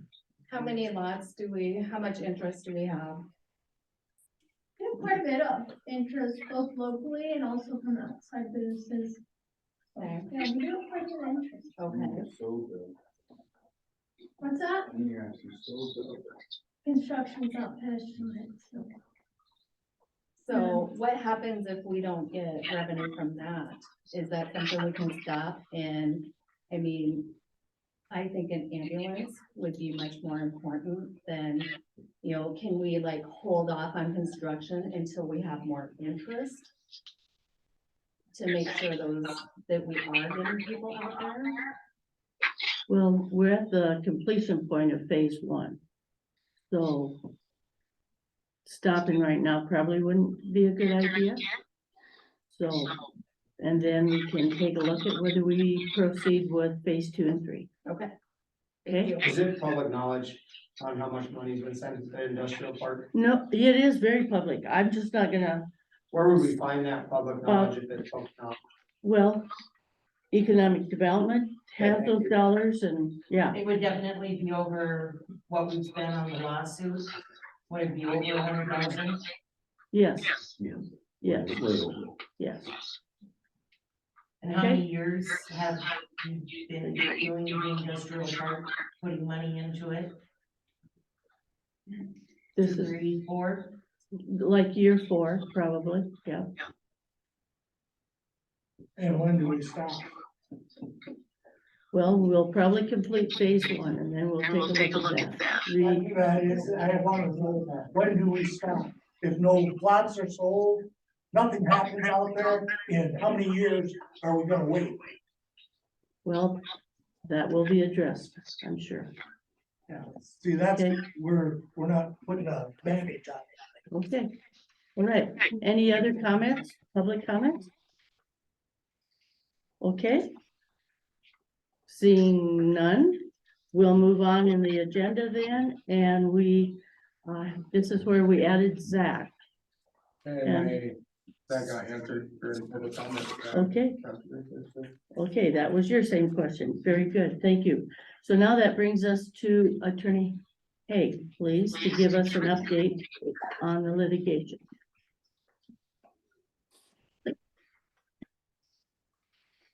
Thank you, Madam Mayor. I'm Kent Haig with Haig and Haig Law Firm in Rapid City. Hired a special counsel to address certain issues regarding the litigation, but also zoning and establishment of future zoning. The update on the litigation, because it is ongoing litigation, tired saying it, but because it is ongoing litigation, we can only make limited comment on it. For obvious reasons, everything from opponent disclosing strategy of your opponent to being able to say things that may not ultimately be true or come to pass. In other words, it's be speculation. Anything of substance will be discussed in executive session. I will say that the most recent order of the court has not been filed yet by the court. The city council will be faced with the task of determining whether it wants to appeal or not this latest order. Again, it has not been filed yet. The generality of it is that as I mentioned before, just a minute ago, as compared to the previous order, there are no attorney's fees awarded. There are no per diem damages awarded. It came down solely to whether or not a permit should be issued. The court is ordering that the city council issue the permit. Now, when she files that, the city council will have to determine whether it wants to appeal that decision or go and acquiesce to the court's current order. That, and there's a lot of, as you heard tonight, there's a lot of things to weigh in those, in that decision. And there's a lot of things that may or may not be in the best interest of the town, all on one side or the other. That's why the city council gets, paid the big bucks and all the notoriety because of having to be faced with these types of decisions. I'd be happy to try to answer a few questions, within the realm of what would be legally permissible at this time, if the city council has any questions. Estimated cost to appeal. I'm sorry? Estimated cost to appeal. We were, talking about that the other day, and I think, I'm not first chair, I'm not private, I'm not the primary counsel on the, that would handle appeal, I may handle pieces of it. But I think, May Adams estimated around 15,000 or so, if I recall. And for my piece of it, it's hard to say until you get into it and how much I end up doing on it. But, I imagine mine would be somewhere between 7,000 and 10,000. So, you can bet after costs, everything from travel to you name it, and attorney fees, you're probably looking at, a total of about 25,000 after that is things. I have a question. The permit that the city is supposed to, there's a building permit, I presume you're talking about. Yeah. To build a business on a property.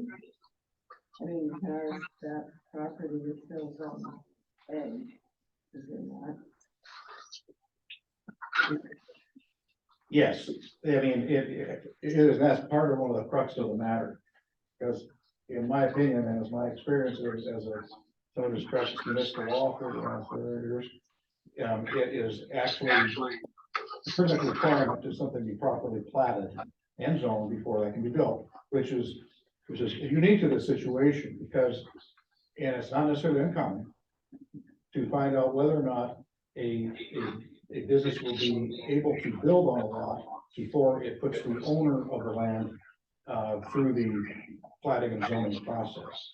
Because they don't want to get, that owner doesn't want to go through all that, then have a wonderfully commercially zoned piece of property that they're gonna pay much higher taxes on. And then not be able to obtain proper permits to be able to build. So it's not an unusual practice, but quite honestly, it can be reckless on the other side of the because there's no guarantee that all the permits will be fully issued. And it's like a chicken and egg type thing. But we are where we are, and the final holding of the circuit court is to issue the permit. I don't know if that answers your question or not. I do have a question just to kind of follow up on. So basically what you're saying is you could issue the building permit, but then there's contingencies that have to be met and before that building process is really begun. So studies that have been requested by the citizens out there or rezoning of the commercial property, anything that would come back and say, no, this isn't feasible, could null and void the building. Is that what you're saying? That's part of the quandary, but I'll advise, request counsel if she has a longer history on this, because she's much older than I am.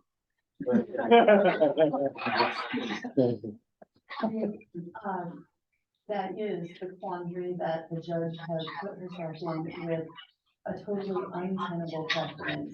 In this case, that began with the judge specifically stating in her first memorandum of opinion order that this elected body did have the discussion whether to approve or deny the building permit. And now that same order, this legislatively elected body is found in contempt of, and she's saying you will do it.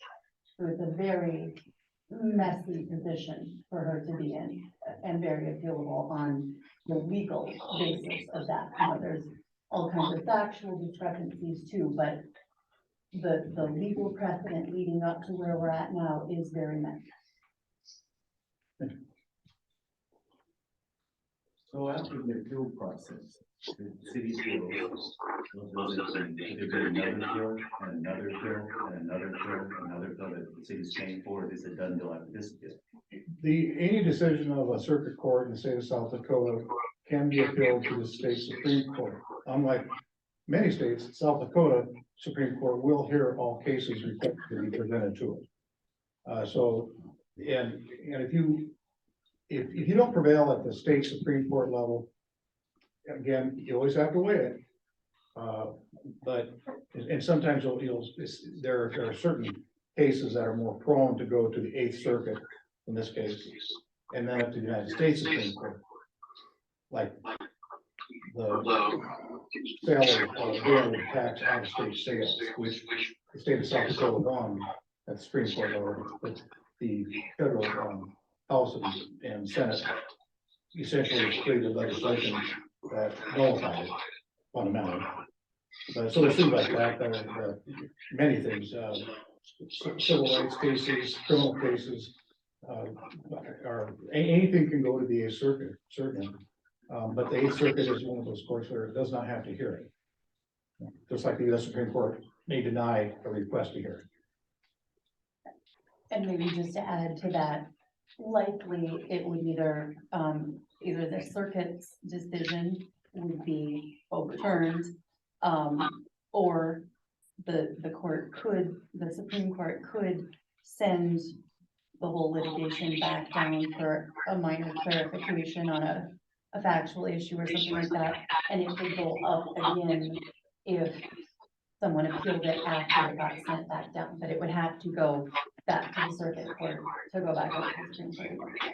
Exactly, and it may uphold in part, it may reverse in part, it may reverse and remand, meaning no, lower court, you were not correct, so we're gonna remand it back to you to make the right decision consistent with our opinion. There's different cases that the court has a Supreme Court might say.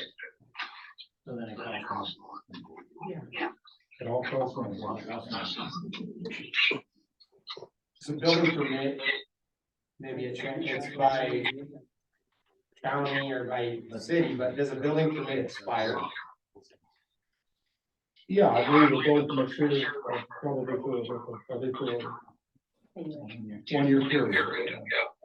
And an applicant cannot resubmit a building permit application within 1 year of being rejected. So So it expires within a year and then they have to wait a year before they can reapply. Thank you. Actually, it's not granted, it doesn't actually expire, but it is not granted for a specific reason. But if it is granted. Yeah, then the building permits expire and they can request an extension. They could request an extension. If it expires under the dollar, they should. and then there again, you've got this same legislatively elected body that are gonna be voting on whether or not to extend. If all of those plating zoning issues have not been taken care of within that year, then we're right back to, does this body have the authority to make that decision or not? Just kicking the can down the road, huh? Meaning what? Meaning what? No, it just goes on and on and on and on. Hopefully not, but I see your point, because that's what we feel like already. Both sides are very committed in their beliefs as to why they've taken the actions they have. And one question that Councilman Morgan has brought up in the past is, if we do see this litigation to its conclusion, which, once again, the city didn't start this, Love's sued the city. But if we do see it to the Supreme Court, will that provide clarification for other small towns that find themselves in the position of being under attack by a big corporation like Love's? Because at this point, the precedent in this case is extremely difficult to apply consistently moving forward for any municipality. I have a question. If it comes back to this committee, don't some of these people have to recuse themselves because of the businesses that they own on voting? So that's another very good question, because at this point, based on the precedent in this case, every single member of this council that stands to gain or lose 1 penny would have to recuse themselves. Exactly. So we're talking every single, I mean, it would leave it, its precedent would be left that unless you have 0 financial stake in the community of any kind, you're not qualified to vote. Exactly. So that would include even people that don't own a business. Yep. That would include every single person that's there. So you see how absurd it gets when you carry that logic forward. And so that's why the statute is pretty clear that it has to be a direct pecuniary interest defined as a gain or a loss, a push as good as a win, as another way to put it is. But, it's not what's unclear, when Council Fast referred to it earlier, is that this litigation is pretty muddy coming from this court. In the original opinion, where she directs the city to have a hearing on the matter, not tell it how to vote, just that it has to vote, has to hold a hearing. That was the good of mandamus. And based on that, the court actually said, Get me some more orange juice. at this time, I gotta ask. this case, Mr. Houston has no. This chart cost us over 100,000 now, but he says only 25. Mr. Houston has a conflict of interest. You know, Like I said, that because he also has expressed. the safety of the concerns kids. Health, safety, and welfare of the I went to citizens. school out there because of Well, safety. yeah, exactly. Has there been So, any wrecks or If you anybody hurt? take the logic further, though, that And anybody sitting here can have a. we have children on this side. conflict because they have a gain or a loss. The court, the Supreme Court has tried to narrow that, even most recently, the 2022 most recent decision. The County. It's tried to narrow that. But again, that is one of the issues at hand in this case. And I'll just add to that, Kent, that by trying to narrow that, the dual county opinion that came out in 2022 was referenced in the court's original order that now the city has been found in contempt of. It specified that the standard is a direct pecuniary financial gain. It did not say loss. It took loss off the table. And it built on precedent that had been established in 2005 that left it muddy, whether it's a gain or a loss. But it was a lengthy, very recent Supreme Court opinion that this court ordered the council to follow, and the council did. And the exact language was direct pecuniary gain. At this point in time, the court is now reverting back to the 2005 precedent to say it should have been gain or loss, in which case we've got nobody here that can serve to vote on the building permit, but based on the precedent as it stands in this case right now. Mr. Hague, what exactly would we be appealing? The contempt part or the building permit part? Ultimately, the court's order is only requiring the city to issue the building permit. Yes. But that is the remedy that it's ordering for, and because of, and however you look at it, in spite of or because of the history of the case. Because at one point, it did find the city law in contempt of the court. But, and this is all on public record, so I feel comfortable talking about it. This contempt of court. She brings her kids to school every day. Supreme Court You got is older very, kids very that clear. drive The law is cars very that clear. bring the other kids. That's the Families.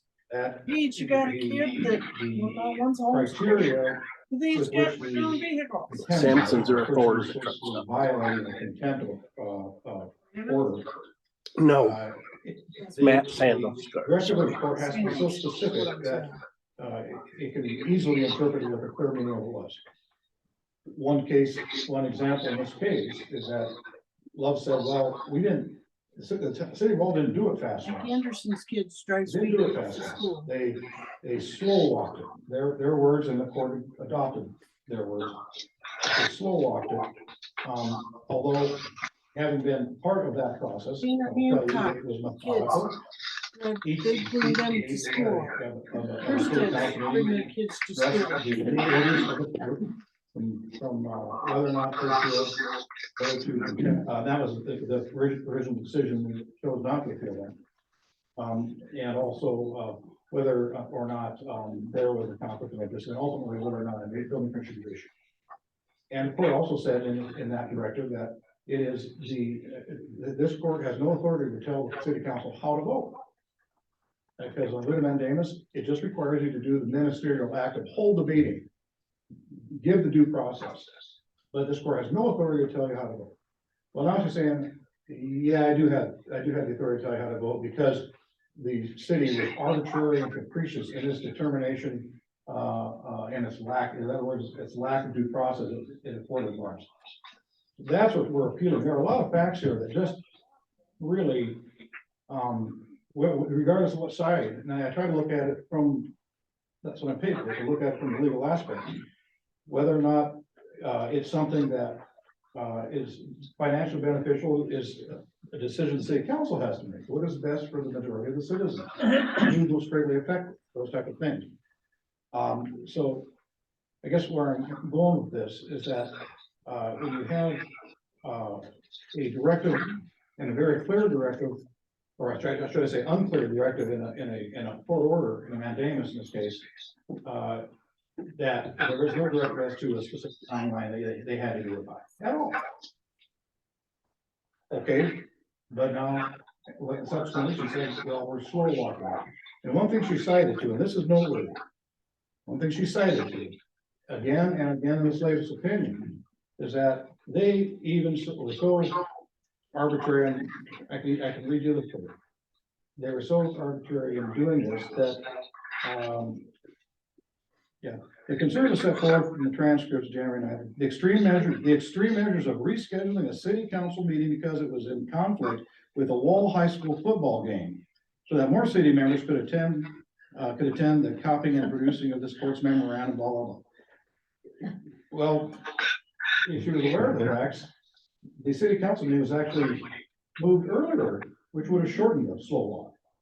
So there's things like that that are glaring, and that she really hangs her hat on. One wouldn't think it's that big a deal, but she's making it a big deal. She's making it a point of evidence. So there are things like that and inquiring minds may differ, but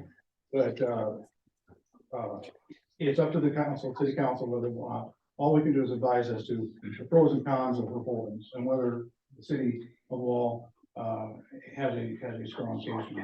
I will say in that same breath, however, that the review that the court uses, that they must employ in reviewing the case, there's 3 of them, but the third one on the findings and conclusions is that were they clearly erroneous? That's a very high standard to meet.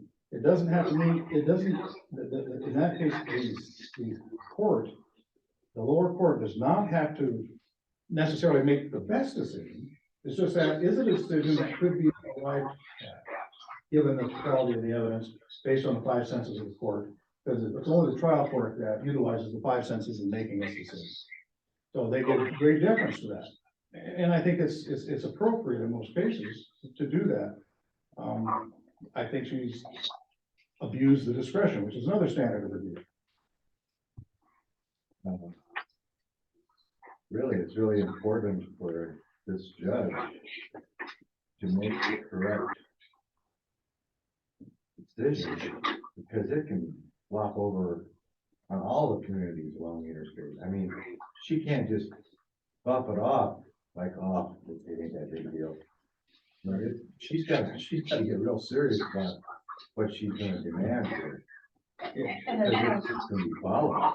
Yeah, I agree. And as Council Hagan pointed out, the city did not choose to do our original order. We chose to abide by it, and as she stated in her original order, use their discretionary authority to vote on the building permit and apply the case law, the most current Supreme Court case law in doing so. The city did not choose to appeal. Love did not even choose to appeal. Had they wanted to challenge what the city determined as to whether they were going to approve or deny, and it wasn't unanimous. There were votes in favor of approving, there were votes in favor of denying, but the majority was in favor of denying. They never appealed the city's decision. They knew the judge said the city has the discretionary authority to make that decision. They never appealed it. Then they come weighing in untimely months later with a contempt motion, which is another just, what they shouldn't have done if they didn't like the decision and they wanted to challenge the conflict of interest. They wanted to challenge whether the city did indeed have the authority to vote yes or no on that building permit. That's what they should have challenged. So, no, but then to say that the city is the one that's prolonging the litigation, the city has not done that. The city has done what the court ordered. Mr. Hay, if we lose at the Supreme Court, we're still gonna need to issue that building court a permit. Is that true? Yes, Yes. then the order of the court will stand. Yes. If we lose or if we win? I'm sorry, if we win, If we lose, Oh, we lose, we that's what I take to the Supreme Court and we lose, we're gonna have to issue that building permit, correct? that is And correct. what are the chances that we are going to win this case at the Supreme Court? That's a predominantly crystal ball question. However, I will say actuarially, because of the standard of review that the Supreme Court must use in giving deference to the lower court's holding, statistically, it's gonna be, it's not likely that we will prevail statistically. So then you take it back down and boil it down, well, what are the key facts and the applied law that the lower court used? Well, one of the things are the facts that based it on, was the court, did the lower court properly apply the law? That's one standard review. Are the facts, based on, her decision, their view is, de novo, where the Supreme Court does allow additional facts to come in to determine whether or not she had a proper grasp, if you will, of the facts. So there's three different levels of review that the Supreme Court will employ on each and every one of these. So to answer your question, it's a darn firm maybe. In fact, a very poor maybe, isn't it, Mr. Yeah, Taylor? I think statistically it would be, it would be that the odds are against us as they are against most any appeal, because you have a much higher bar on appeal to reach. Because a long time ago, you said rarely does the Supreme Court go against those lower judges. We have heard this from several sources that we are not gonna win this case if we take it to the Supreme Court. But what I do hear you talking about is us continuing to dole out these dollars to keep this conversation rolling, to help the rest of the state maybe, but we're still gonna issue a building permit in the end. If you lose, but again, it's a giant leap to stand here, and this is one of those things where I wish I hadn't said the same thing. But, if you just look at the amount of appeals sent up, the amount that are below the court decision reversed, actually, if you just look at that, but each court is based, or each case is based on its own merits. And when you boil it down and look at the merits of this case, she's wrong on some of the facts. She's wrong on some of the applications wrong. Does it rise clearly erroneous? That's where the Supreme Court will decide. So is it possible we could prevail? Absolutely. But is it more likely that we're not going to? Isn't that the case? So who's your? It's understanding.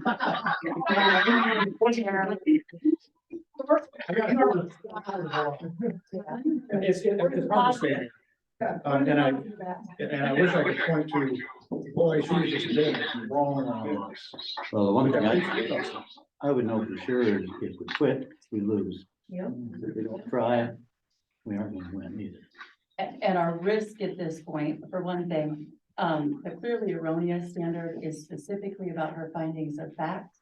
On the Supreme Court's review of how she established the law in the case, they have to give her no deference.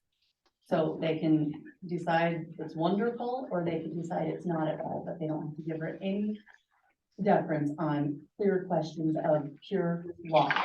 Then the other thing is that at this point in time, our risk is the cost of appellate attorney's fees, and worst case scenario from the appeal, we could get ordered to pay Love's appellate attorney's fees as well.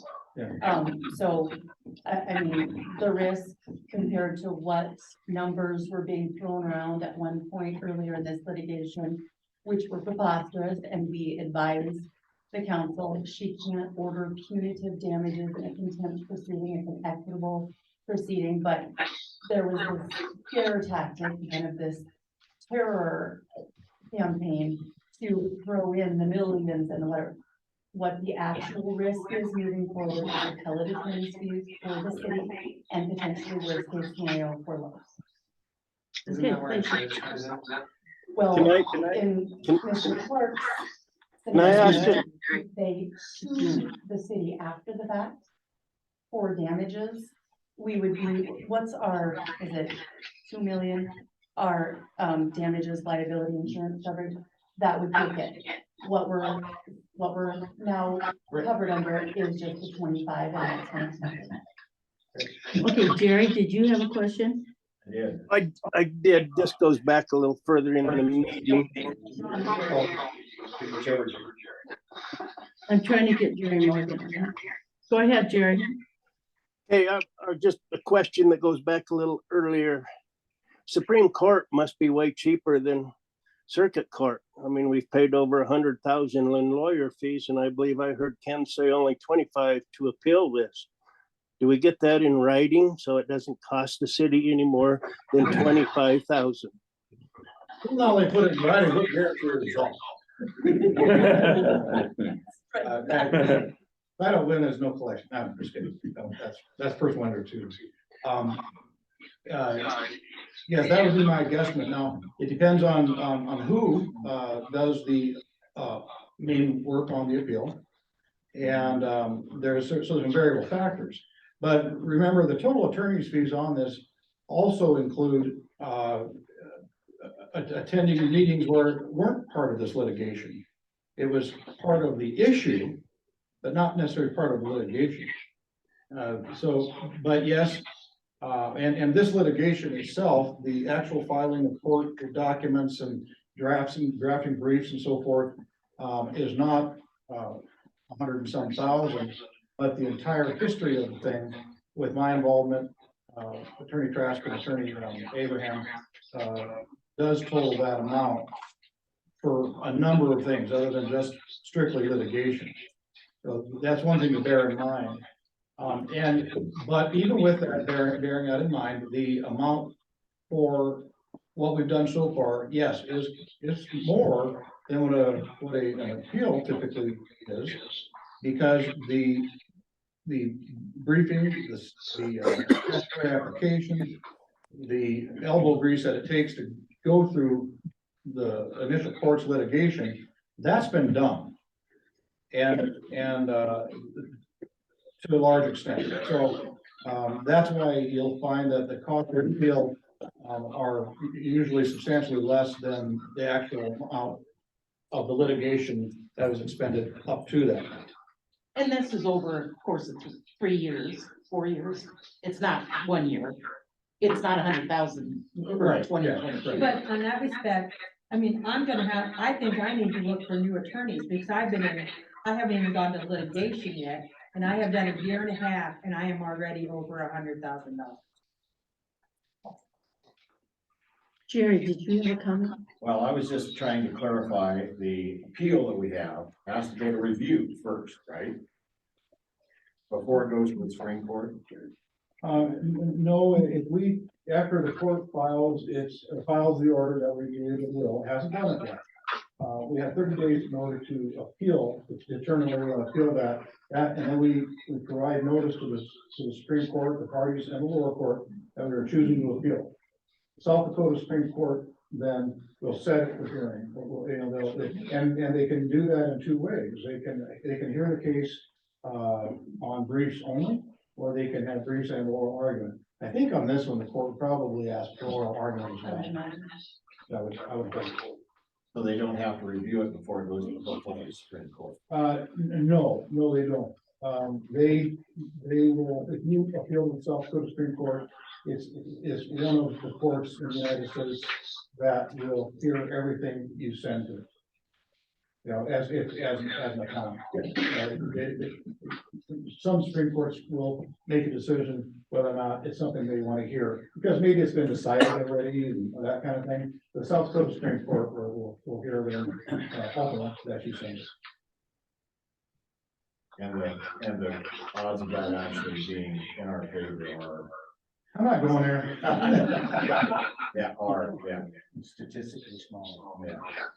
But if we don't do it, we're just saying that the court can decide any difficult decision that the city council can't handle. So what's the need for a city council in that regard, just to handle the easy stuff?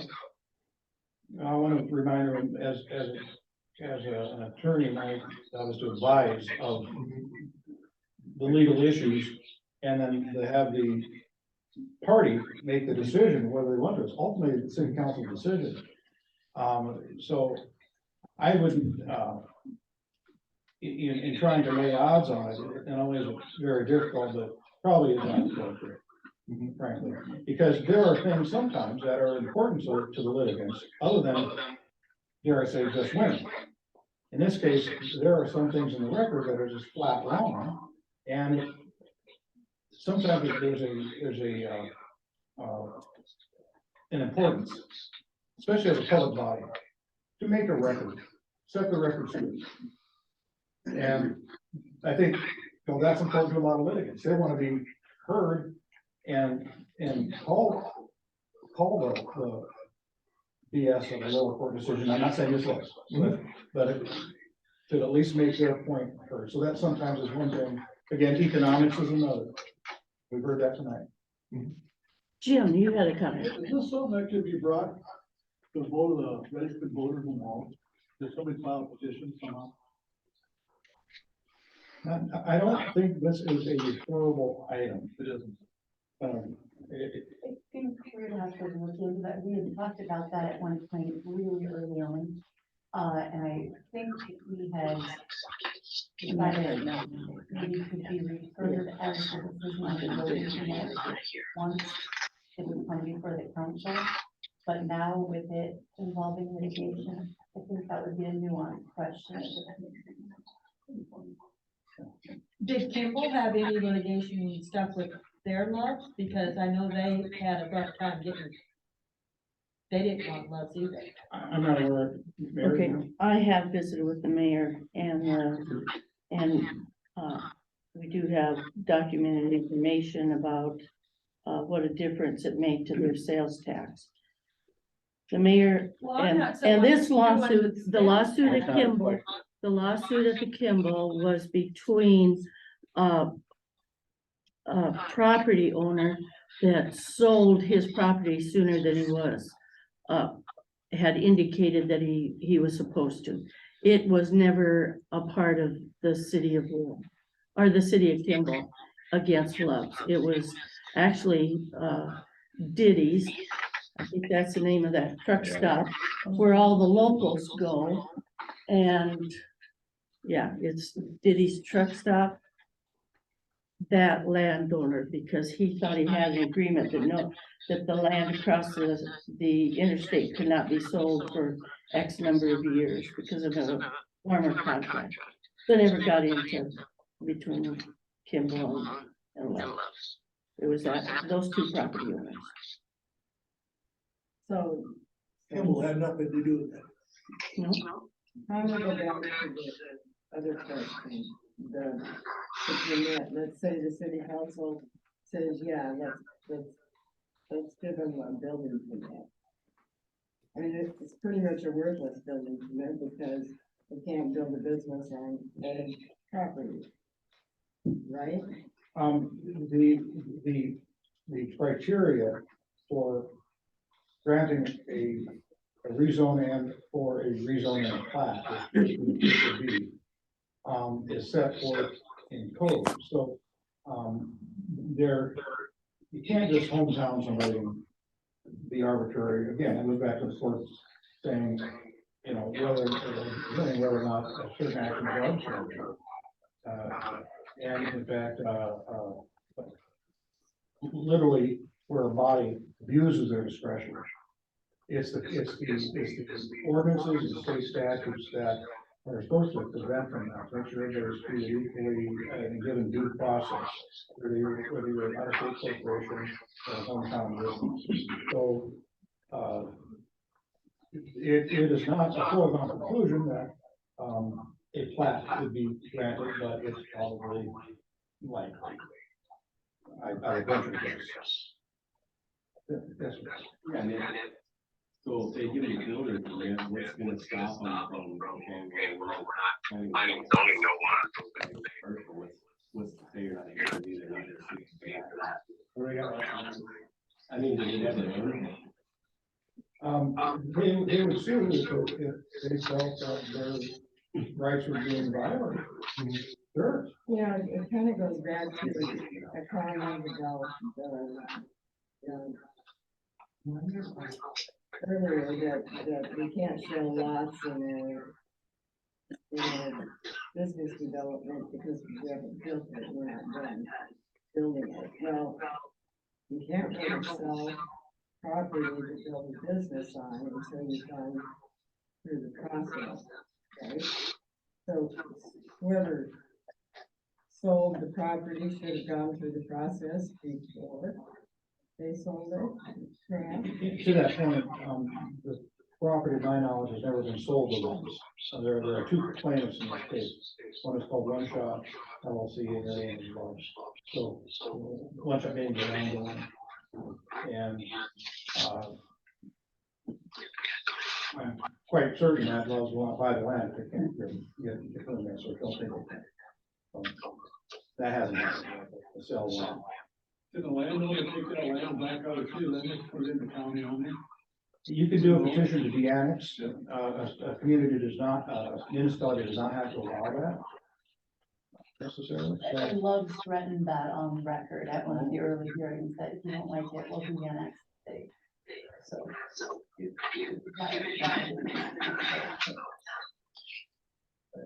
So there's another one. okay, so I think we need to probably wrap it up unless you have some. Just for the record, I don't rule football games. I just coach them, I don't do grounds, city council meetings. I mean, it's not me, you don't run block goals? Got it.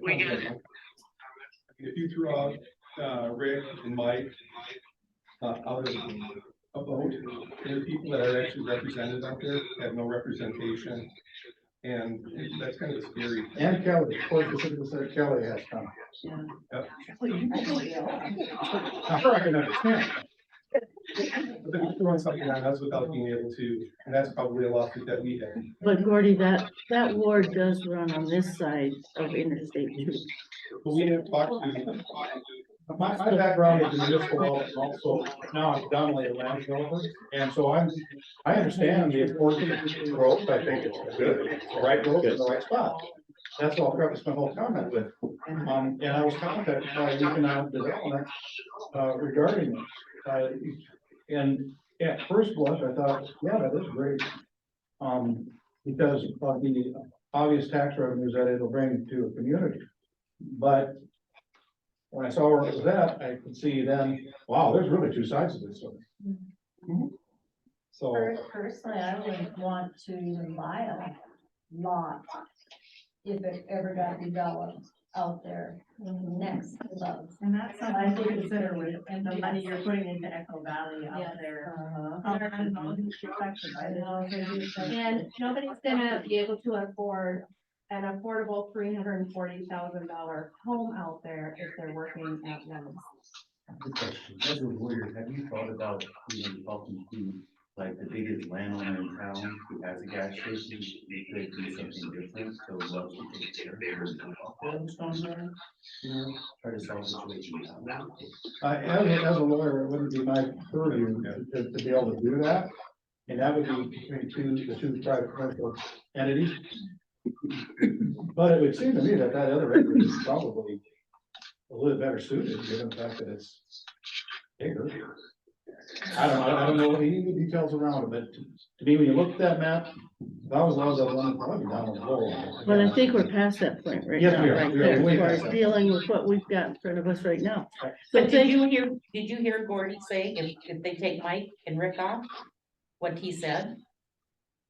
Would you like to repeat that? I heard it. I heard that also. And I Well, also, that's a scare too.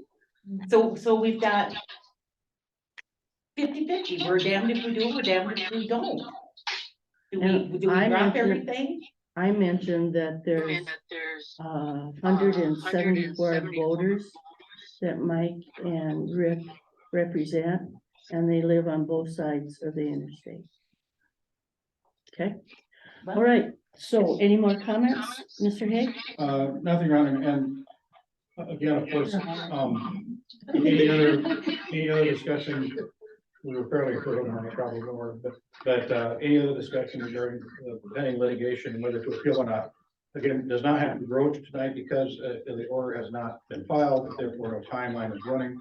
So the city council has some time to decide whether it wants to appeal. Great, that's good news. Yeah, I think that's important to let people know that How long there's do you nothing have? gonna be decided tonight. 30 days from the date of when the court actually files the order, and it hasn't been filed. Did she have a time? He's a judge. Yeah, right, she's the judge, What happened to 2 weeks, 3 weeks, 4 weeks? Right, some parties are okay with it, some parties aren't. And I would just add to that, even though she hasn't filed it yet, we can be certain that the content of the order will be what she put up in her memorandum. So we can already be thinking about the merits and Like 3 minutes. of appeal versus not. Okay, so thank you very much. Kent, we'd like you to stick around for a while. We're gonna finish our agenda, which we've got some things to do, and then we might have a conversation with you again later. Thank you, everybody, for showing interest and being concerned. And that moves us to number 14, which is dealing with business license. So Carolyn. Are you? Well, okay. Jerry, can you still hear? Sorry, I fell asleep. It was getting a little boring. These guys fix that. Jerry, I know how it feels.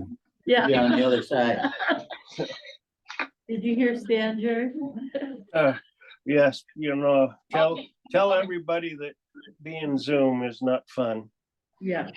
Not being live. Okay, so we have this ordinance that we've been reviewing. Carolyn, would you visit with us about it? So, we did have some interest of video lottery establishments. And in order to do that, we give you sections of the ordinances that would be addressed to move forward with that. Last meeting, you felt like you needed some more time after there was some input from the attendance of people, and so then I reiterated and sent out to you to just remind you how you may want to address that.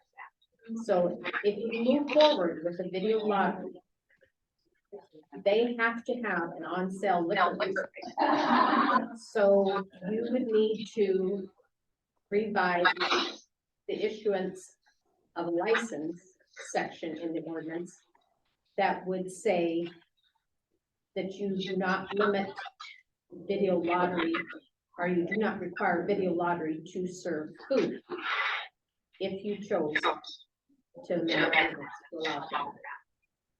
I kind of felt that afterwards from conversation that I was getting back from you guys, that was maybe not an angle you wanted to take. Well, If see, that- Go ahead. sorry, go ahead and finish. Well, I was just gonna say, if that's the case, then this top part that I shared with you, we just don't do any amendment to 5.0B.050. But I would still recommend some clarification on the section that addresses video lottery machine establishments. Just because I feel it's kind of just messy, complicated, and that would be my suggestion on the backside of the revision to that.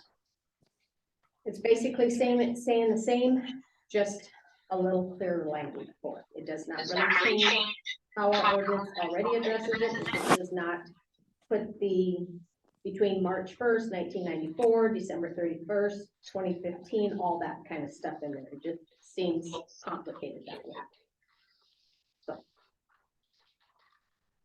It just seems a little counterproductive that we leave in there that you have to have food, but if you really don't want food, just go ahead and put video lottery in, and then you don't have to have food. That's what we're thinking. I mean, it could be looked at that way, yes. Carolyn, how many other businesses got the video lottery in town? Currently, they are the box that already have the online or the on sale listings. So Three Amigos, Badlands, and Red Rock, correct? yes. And didn't we discuss last time that we wanted them to have to serve food? Yes. Yeah, Yes. okay.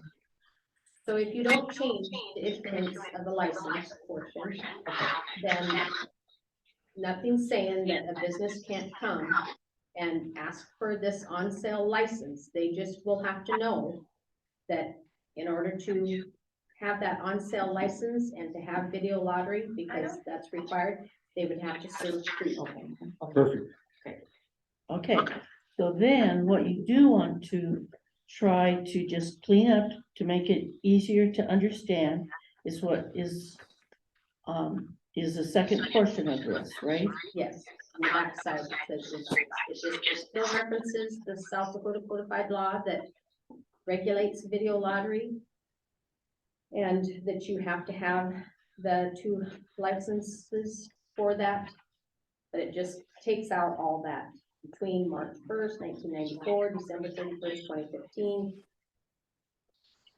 I just really don't see the purpose of having that part in the ordinance. That makes sense. Just that one sentence, Carol. No. No, Well, this whole- it basically whole puts it part. into 2 sentences. Okay. On the backside. What's the extent of serving food? Served by someone or just has to be food that you pick up? It would have to be basically served. The language is served.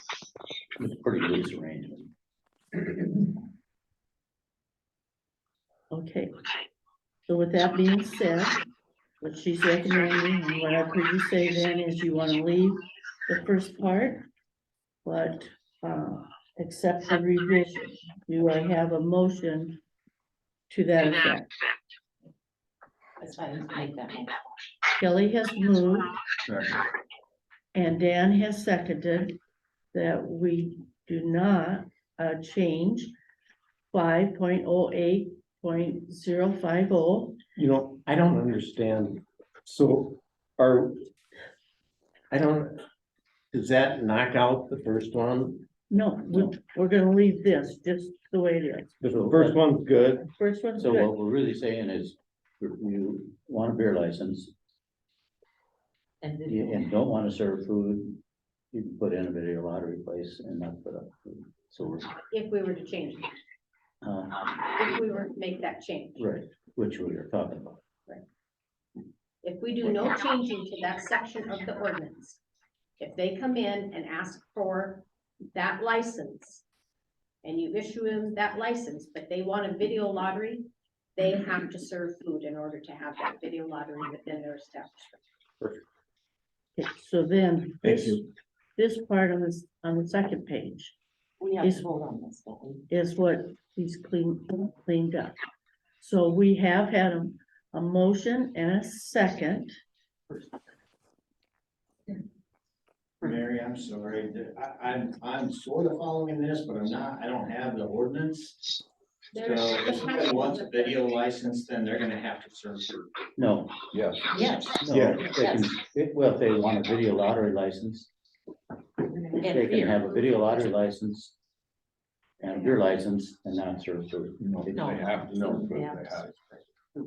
So right now, the license that a video lottery establishment needs is a license that we have limited to only off sale unless you serve food. Oh, okay. So we're still requiring, if you want video lottery, you need a beer license. And if you want a beer license, you're gonna have food. If The you want to put Department of video lottery Revenue on, that's fine. requires that on-sale license for video lottery. We are not. That's a requirement of the Department of Revenue, that you have that on-sale license if you We're want. just adding and keeping the food in. Yep. Okay. I kind of understood, it's like, if you don't want to have food, you can just put video lottery in. No, you can, you have to serve food. And that makes for a level playing field. Correct. For what Everybody's, we've done before, sure, changing the rules in the Right. middle of the creek isn't a good idea. Right. Okay, so, Thank you for the clarification, I appreciate it. okay, so then that brings us to the revision part, Carol, which is on the second page. And all she's trying to do is take all this stuff here and word it more clearly. And so I've had a motion and a second, and I understood that it was to keep this as it is and to revise this as written. So Is that, basically what the motion and the second is just to revise this section. 5.24. Yes. This is Okay. not even gonna be talked about in the this, this clearing is up left of the this way it is, language. so we're revising that. And it's just those two sentences, really. Yep. Yeah. Okay, so Dan and Kelly, do you agree with that? Yes. Okay, so it's been moved and seconded. Is there any other discussion, questions, or concerns? If not, all those say in favor, say aye. Aye. Okay, heard you, Jerry. Opposed?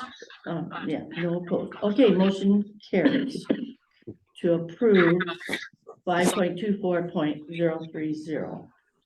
Okay, so then that brings us to the concern form. Which we kind of made a policy not to reflect names when somebody brings up this form at this time. We have to put a name to the form when they request it, so we'll try to just address the topic without bringing The any form. names in, if that's. Okay. So,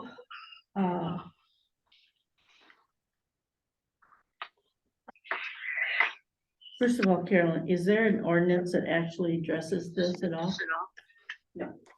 I think it would be, that would almost be something like vandalism, you would tell the authorities that there's a report made on it and take it from there. I don't know that we really can deal with it at all. It's kind of something that we have to take up with. I mean, do we have any, They already contacted the authorities and that wasn't that's Said it wasn't. wasn't. then I would say they almost need to either. They can file a civil suit against Right. the neighbor. I mean, that's kind of how you. But it may come back on questions as far as some city ordinance that we have. As far as Flying or anything? Nothing? Okay. Well, then I would say that would be the thing for them to handle. Okay, so how do we make it go there? Can we get something out of here? Can do that. It basically says, you know, it's a civil matter and That we don't have any ordinance on point that addresses this scenario. And I mean, can help with even, that. even if we really did, a report would still have to be made. You know, so.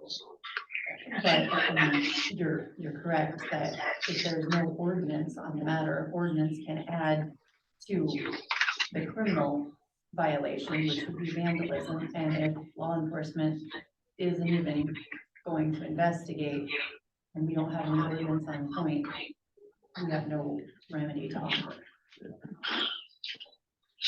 I wonder if they tried talking to each other. I doubt that. Okay, Yes, no, I think they're talking on paper or trying. okay, all right, I know. so you're. What's Stan? I'm sorry. Well, I guess we aren't talking. No. We agree not. Good save. Okay. All right, so you'll follow up with a letter then, okay, thank you. And then meeting room heating unit. So I believe it was Friday. Last Friday. When we came into the meeting room, the unit was running and it was cold in here. And, so we shut it off, thought maybe, and it was cold day, and we thought maybe just needed to kind of like reset or something. So we left it, and as long as it wasn't running, well, it was like 64 degrees in here when that was running, so it felt very chilly. Shut it off, and it raised up to like 68. And then tried to turn it on again, and it was still just cold air, so called Ken's Refrigeration, to take a look at it.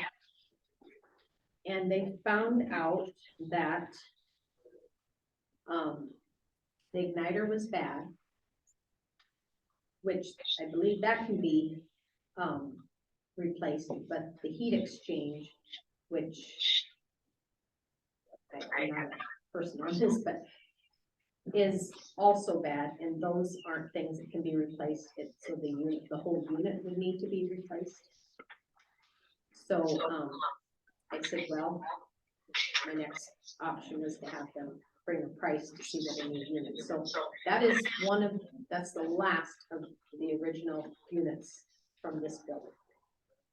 So we replaced We those just two. replaced and the other ran- ones, right? Right. Well, during the remodel, one was put up there, right, and that services the offices and that hall, area, and that hall, or that entryway out back there, and then, so that was new, and then the two new units in the grand hall, so this is the last of the original units that, well, 18, we're looking at 5 years now that we did the remodel. And it was kind of brought to us at that time, an option to whether we should replace units, and kind of said, let's just see if we can get through it, so I just wanted to update you. I don't have any pricing yet. Nothing was able to get brought back, because I don't think they came on Friday. I think it was then just Monday maybe that they came and looked at it, so. Anyway, just wanted to update you and let you know that that's kind of what we're looking at. Okay, so probably more information. When I have. Okay, perfect, okay. So that's a meeting. Okay, moving to mayor's report, then Kelly, can you update us on the tile? I spoke with Garrett and he said he'll get to it when he can. I got to it. We're not done yet, but there's like 3 different tiles, ceiling tiles in this building. They're all different textures and stuff, so I'm gonna I'm gonna redo all of them in the kitchen. So that's one that they have on hand, so we can get it all the time, if you just need one or whatever. That'll be all new, kitchen all new. Yep, and so then I'm gonna redo the hallway with all new, but those are the same tiles that are in the women's bathroom. So I'll take the good ones out of here, replace the bad ones in there, and just slowly work our way into getting all new and all the same. Alright. They should be here Friday, and James is gonna put them in on Monday. Okay, What's perfect. James's last name? Livermore. Okay. Good Yes. James. Okay, so thank you, Kelly, for bringing that to our attention, and thank you, Garrett, for getting that lined out. Yep. Okay, Stan, did you do your airport report already? I think we've done that. Okay, and then Gloria Street, the governor's house, they were pouring sidewalk out there, yesterday. They have the Kelly Avenue Street, Red Rock, looks very nice. And they were putting culverts in today. And so that is moving right along.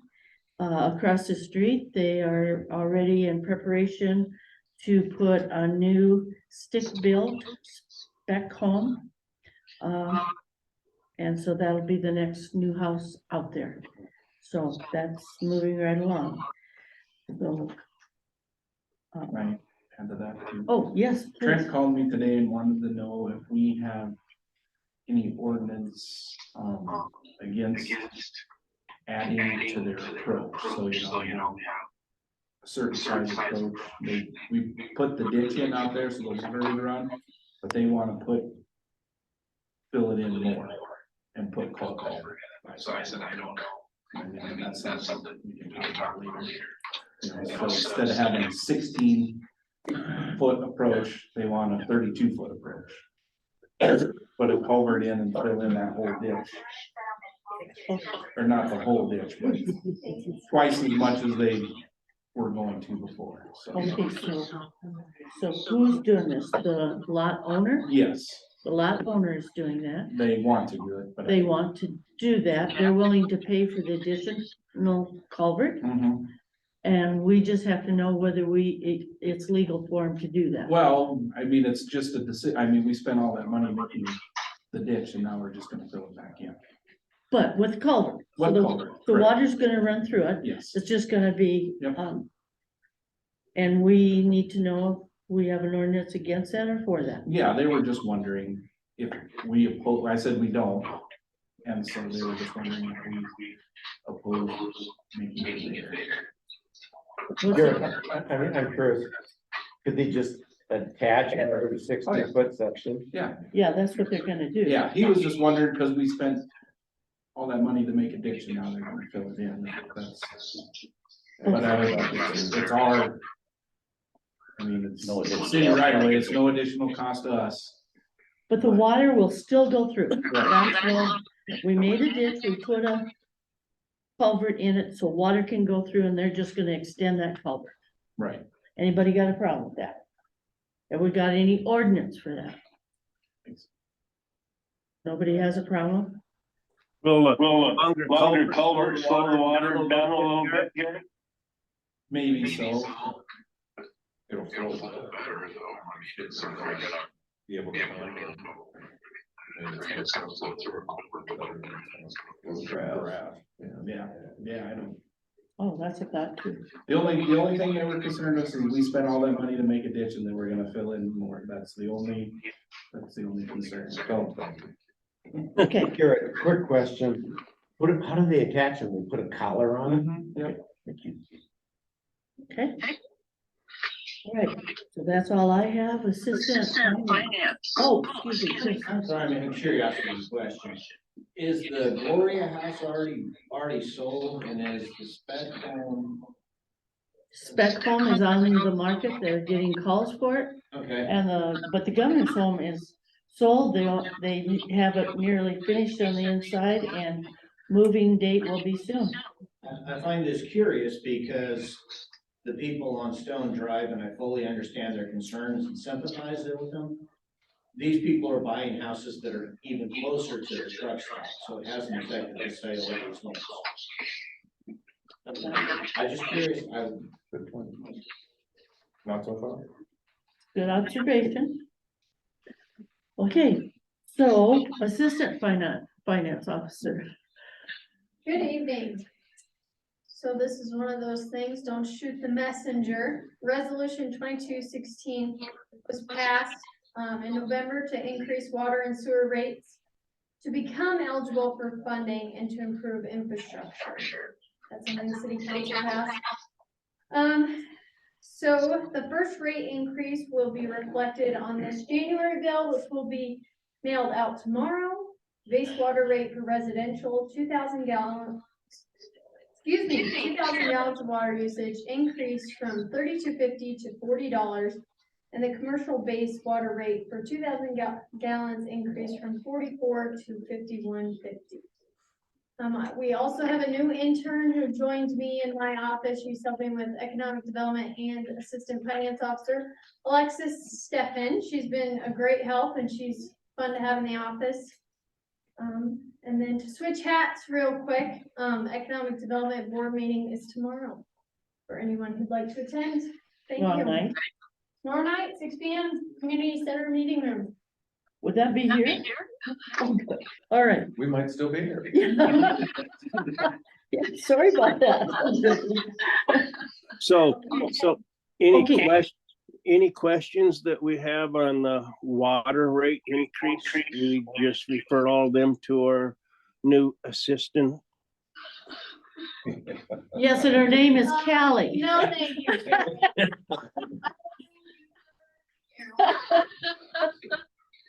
But I bet we get some questions on that, right? Yes, but I'm glad she stated we were gonna get funding because we have not raised our rates, and I don't remember how many years that was said at that meeting that we had to vote to raise them. Right, and that is the whole reason right there. All of us have to remember that when we get approached. Okay, thank you, Callie. Okay, Carolyn, please. Well, a follow-up on a question that was asked when we had the stranded travelers in the liability coverage. Richard Smith with Red Cross at the last meeting kind of addressed part of that, and I did out to our insurance. And so currently, when we rent this facility, there is a waiver that they are supposed to sign that is associated with the contract for the rental agreement that they do. That states they told us liable, whatever. Well, they said this is a little bit different, but we should be keeping track of names, the information of names and contact numbers when something like that does happen. And so, and there is a little different verbiage for the waiver part of it because it's a city, not a city event, but you know what I mean. A city, whatever. And so, just to not get travelers kind of standoffish that, well, you can come in here if you sign this waiver. Our plan is to like put together a guest book that has the verbiage there and just make it a little more palatable and include that they will sign their name and information in their verbiage up there saying the waiver portion of it. That's a good idea. So I just wanted to update you on that, that's our plan for that.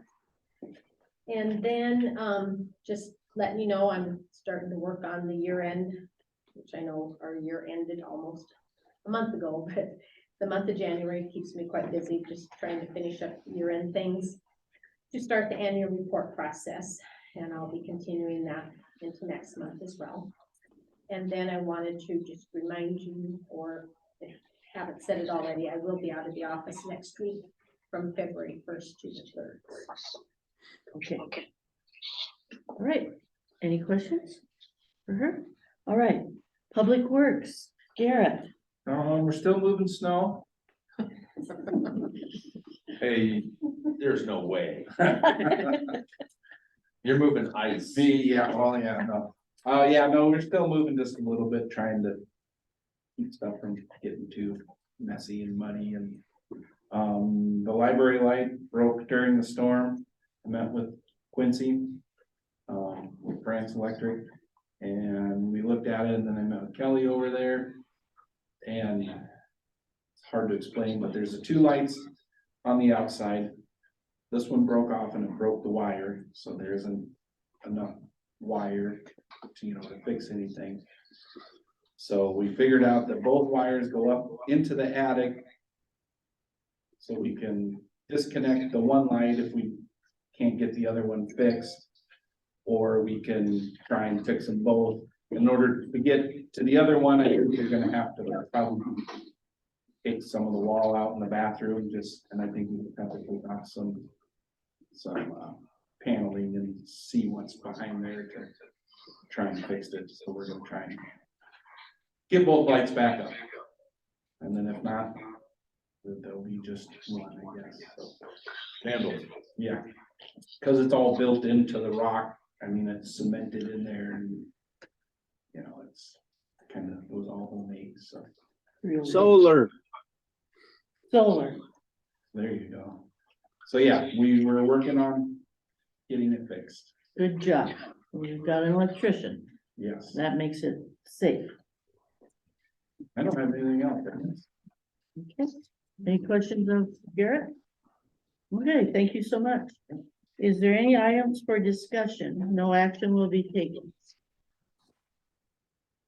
Okay, the next council meeting is going to be Monday, February 6th. That's a date change from the regular schedule, so please mark that on your calendars. Monday, February 6th at 6:30. Okay. Rick? I make a motion, we go into executive session for the purpose of discussing legal personnel issues according to SDCL 1-25-2. Second. Okay, it's been moving and seconded. All those in favor say aye. Aye. Opposed? Thank you, Jerry, I heard you. Okay. With that, thank you all for being here tonight.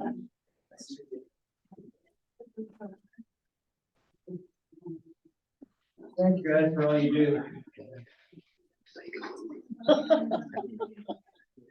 Well, thank you, Rick. I'm glad to hear that from you.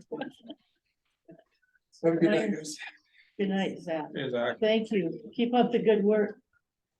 Always. Thank you, Angel. Appreciate you. Now I need to pause this. So I'm just. I need to pause this. We're still recording.